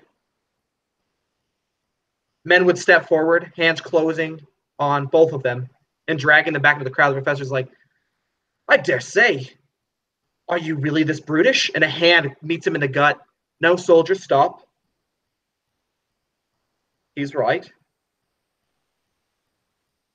Though it is my priority to solve this curse, and I will take every asset I can get. Just let us go back to the city, and we will surely say that you help us find her. You will get the credit. It doesn't need to get bloody. Oh, I agree. It doesn't need to get bloody. In fact, I have no intention of things getting bloody. But, and he'd look at all of you again. Look at Menes, struggling, now calm. You had a criminal among you. You do realize that this woman killed Flaming Fist members, yes? Do you realize that with the death curse we have to I don't remember the word, like it's like take advantage, but it's not like the bad take advantage, use. Yeah, use. We can use all the hands we can get to solve it. Yes, that's why it's a shame she had to kill them. And other people that she's adventured with. But that ends now. She stays calm. It's even as time goes on, it's even calmer. It's like she's just really, really calm. Colonel Cole would just look at you. At least she knows how to stay silent and accept her fate.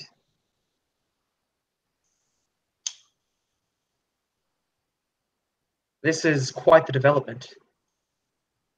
Believe me, I have every intention of solving the curse. And he'd look at you, Eloeg. If you really wish to make a difference, then join the Flaming Fist. We have every intention of solving this, of making things right. Johnny, and you see an anger behind his eyes, but not at you. Not at you. You see an anger in his eyes as he looks at the other Flaming Fist members. We might have been blinded once, but I intend to change that.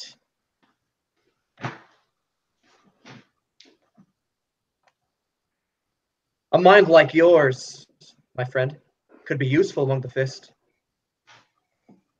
Will you join us? Joining how?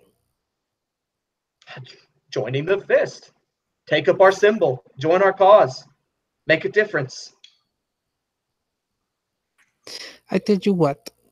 When we arrive to the city safe and sound, I can go directly to the Flaming Fist. Like it's not post, but it's where they put their building. Very good. And check for this great opportunity of helping solve the cause. Of course, now that we have this key, now all that's left is to find the holy city and to end this. And he look at you, Menes.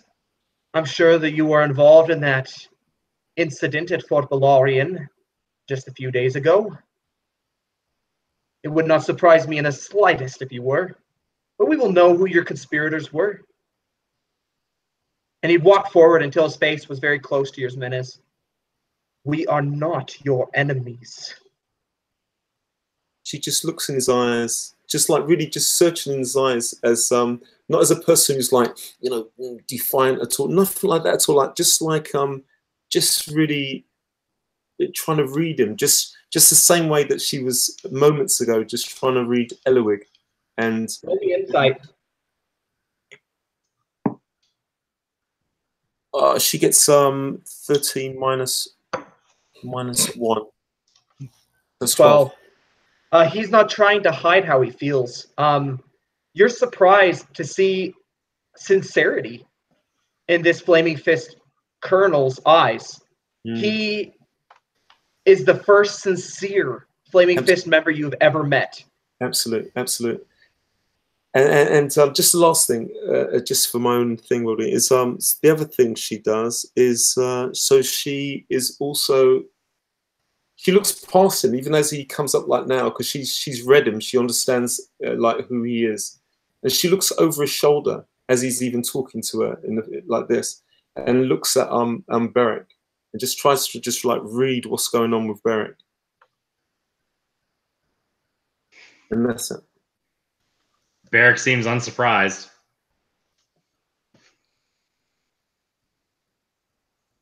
And he'd look at you. I don't know why you chose the side you did, Menace, but you could have been an asset among the Fist. Could have risen quickly.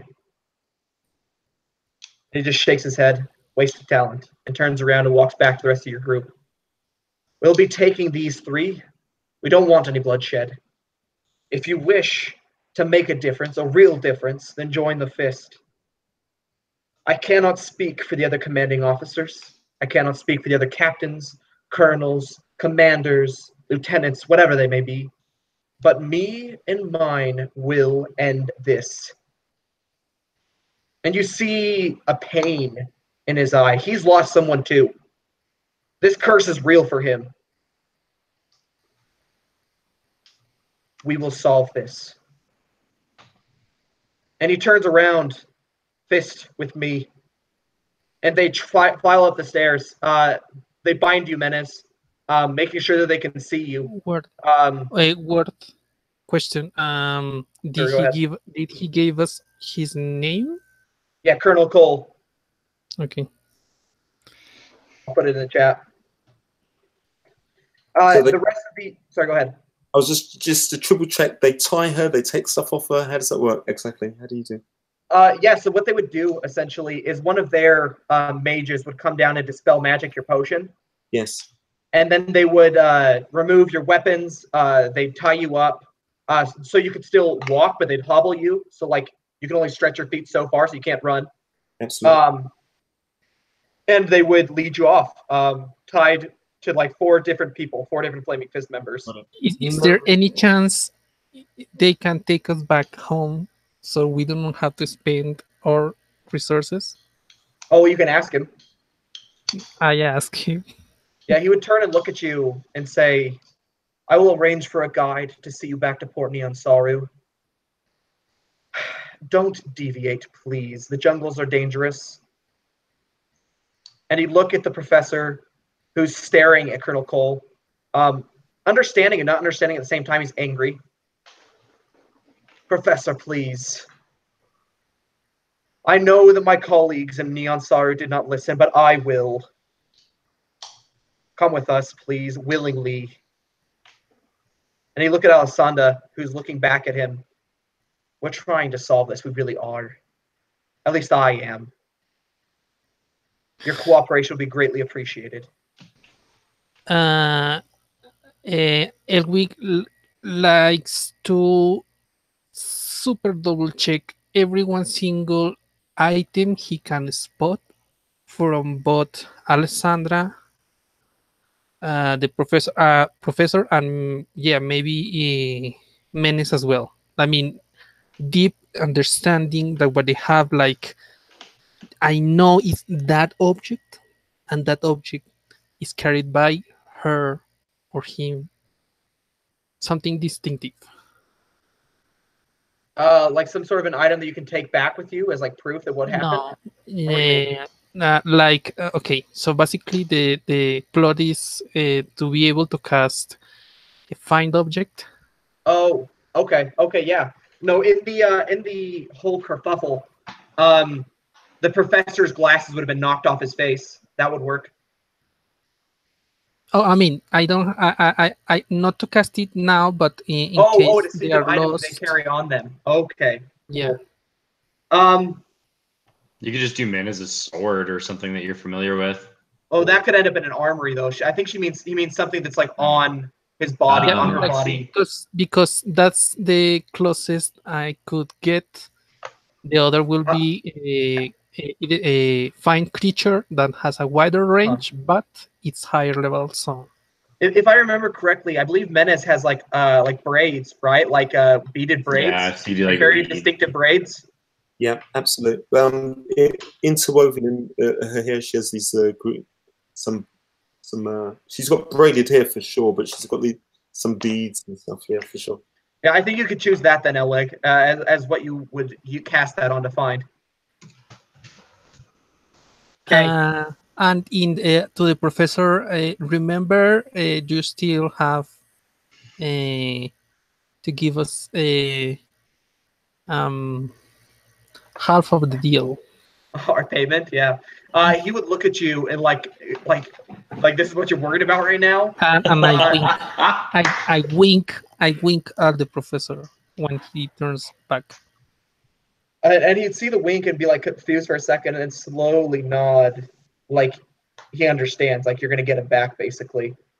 And he would go with them willingly. Alessandra, as she passes you, Eloig and Barrick, she would lean in. Find Artis Simber. Find him. He will be coming now. I'm sure that he felt the door open. He will be here soon. Find him. You will know him when you see him. And she's taken away before you can ask anything. Okay. So we zoom outwards, leaving Mezro, zooming up into the sky until we see the entirety of Chult. And days pass. We see boats moving up the river, barges carrying soldiers and supplies to Port Nyansaru. And we zoom back in. Oh, sorry, what? Can I savage anything from what they are? I mean, he said he was going to send a guide. Meanwhile, we will be around there. Can I get to pick something without them noticing? What, like pretending I'm going to help, but get something nice and shiny and You're useful? trying to steal from the Flaming Fist? Yeah, they're asking for loot. Go ahead and make that slide a hand check. You could try and slide a hand something, sure. But if you Okay. fail, just know it's going to be pretty serious. There's a lot of eyes. If you fail, you're joining me, my friend. Yeah, Yeah, for real. no, really. Let's see it. No guts, no glory. Are you going for it? Okay, at least first identify there is something that is nice, and then You would see a sergeant with a mastercraft dagger at his waist. oh no, I mean not in them carrying, but in the supplies that are moving around. Well, it's a bunch of general stuff. Like you can maybe snag a potion out of a box. Rations, potions, armory stuff, Yeah, equipment. You want to snag a potion? yeah. Okay, make me a sleight of hand check. It's little hand plus 6. 23. Okay, you're able to snag a potion of healing out of a box with no one looking, and just slip Greater it in your healing? pocket. Should have gone for the Greater dagger. healing, Yeah. I'm not that stupid. 23 probably would have been fine. Okay, yeah, you get Yeah, the I mean- potion Greater healing? of greater healing. Yeah. Okay. Thank you. So you snag the one potion, shoving it in your pocket quickly. And now we zoom over to Port Nyansaru. Several days have passed. Maybe you were in a holding cell with the professor and Alessandra for a couple days before they could get you on a barge upward to Port Nyansaru. So about a week has passed in this time. We see the barge arriving, your barge. You're led off onto the dock and moved away, surrounded by a large escort. And at the same time, a large sailing ship arrives with new adventurers, new people coming to Chult. And from the boat, stepping down the gangway, we see a man dressed head to toe in thick, like strong plate armor. He's got a very thick, full beard, kind of grown around his face, a full head of hair, a very dark, discerning eyes. On his finger, there's a ring, a beautiful ring that seems to catch the light. illuminating a whitish glow, almost like ice. And he looks up towards the sky, squinting at the sun, looks down at his hand, and starts to walk down the dock. The air grows cold. Do I recognize him? Huh? Do I recognize him? No, this you guys. None of you guys are here. This is just a cold close thing, like for the end of a movie, basically. Okay. So he's walking, and you see him look up to the sky, and with a smile, snow begins to fall. Snow falls over Chult. And as he walks, snowflakes peppering the back of his hands, landing in his beard, everybody's staring skyward but him in confusion. And he smiles to himself and whispers under his breath, "Oh, you Alessandra." And that is where we end the session. Really good. All right, gents. Super good. Good times, man. Oh my gosh. Twists and turns, man. Yeah, that's a pretty big session for Chult right now. Boy. Well, guys, let's go ahead and do closing remarks. Rip Chetham. Let's go ahead and start with Eloeg, Lineal, and end with Corey. Okay, so after finishing the quest, his thoughts go back to the people that the Flaming Fist took with them, the offering of joining the Flaming Fist ranks, the possibility of use that as a resource, and maybe information, and he knows for certain that from this point the things in Port Zero and Chult have become more complicated, and he goes back to the Flying Pegasus, pondering. Okay, Menace. Super. Yeah, first, great as always, Tyler. Really, really good. Or just really super good DMing, man. And it's great, guys, everyone else as well. I think with Menez, Menez knew for quite a while that what basically awaits her. Now she sees the reality of what awaits her, which is torture, probably, and death. And she just prepares herself for that because she has information that is could be useful, for sure, as well as being made an example of and all that stuff. So it's just she's just preparing for what is to come, basically. Fantastic, really good. Dan.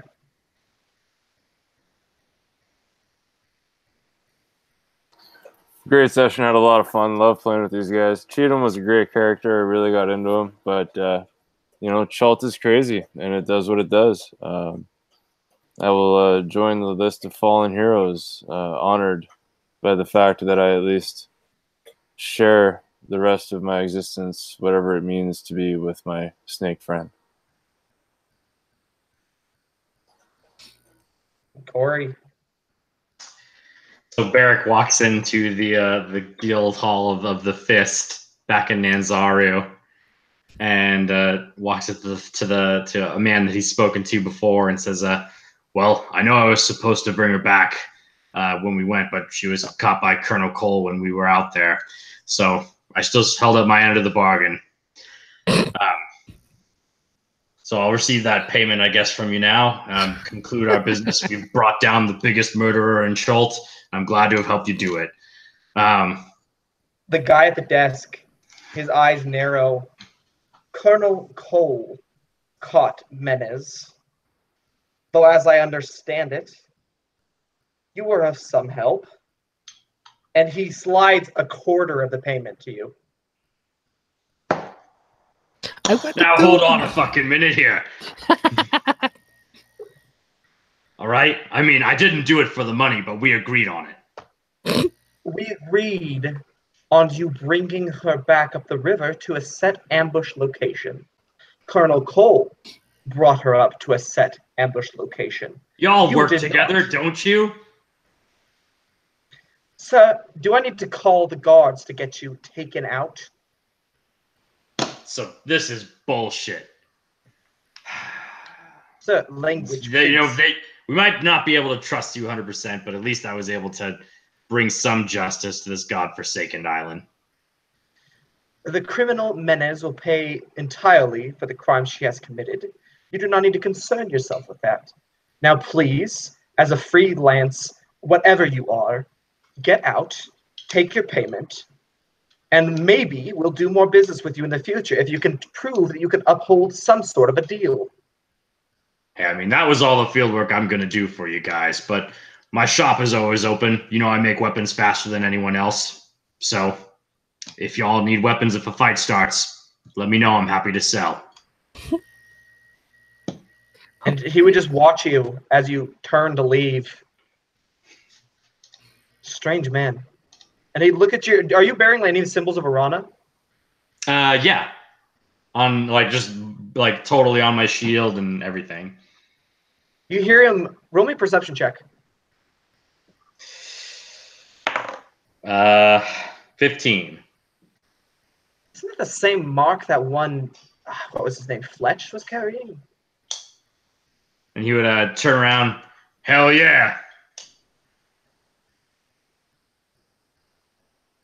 Fletch Why? was a swine. Oh, don't make me do it, Tyler. Don't make me do it. Everyone's going to Oh my god. He was the same freelance adventurer trash that you are. So I just cast Hold Person on this dude and just run up and just hammer smash across the face. Yeah, he gets help. He fails the save. And you get a free crit on him, basically. Spinning him around, blood spraying across the wall. He falls to the ground, head cracking against the floor. His companion shouting. And you see a bunch of soldiers come running in and say, "Sir, please leave." I will. Tell your boy to keep his fucking mouth shut, or next time I'll fucking knock it off of that fucking ugly face. And he just looks at you. The soldiers just stare at you. Leave now, or we will incarcerate you. All right. And then he walks out.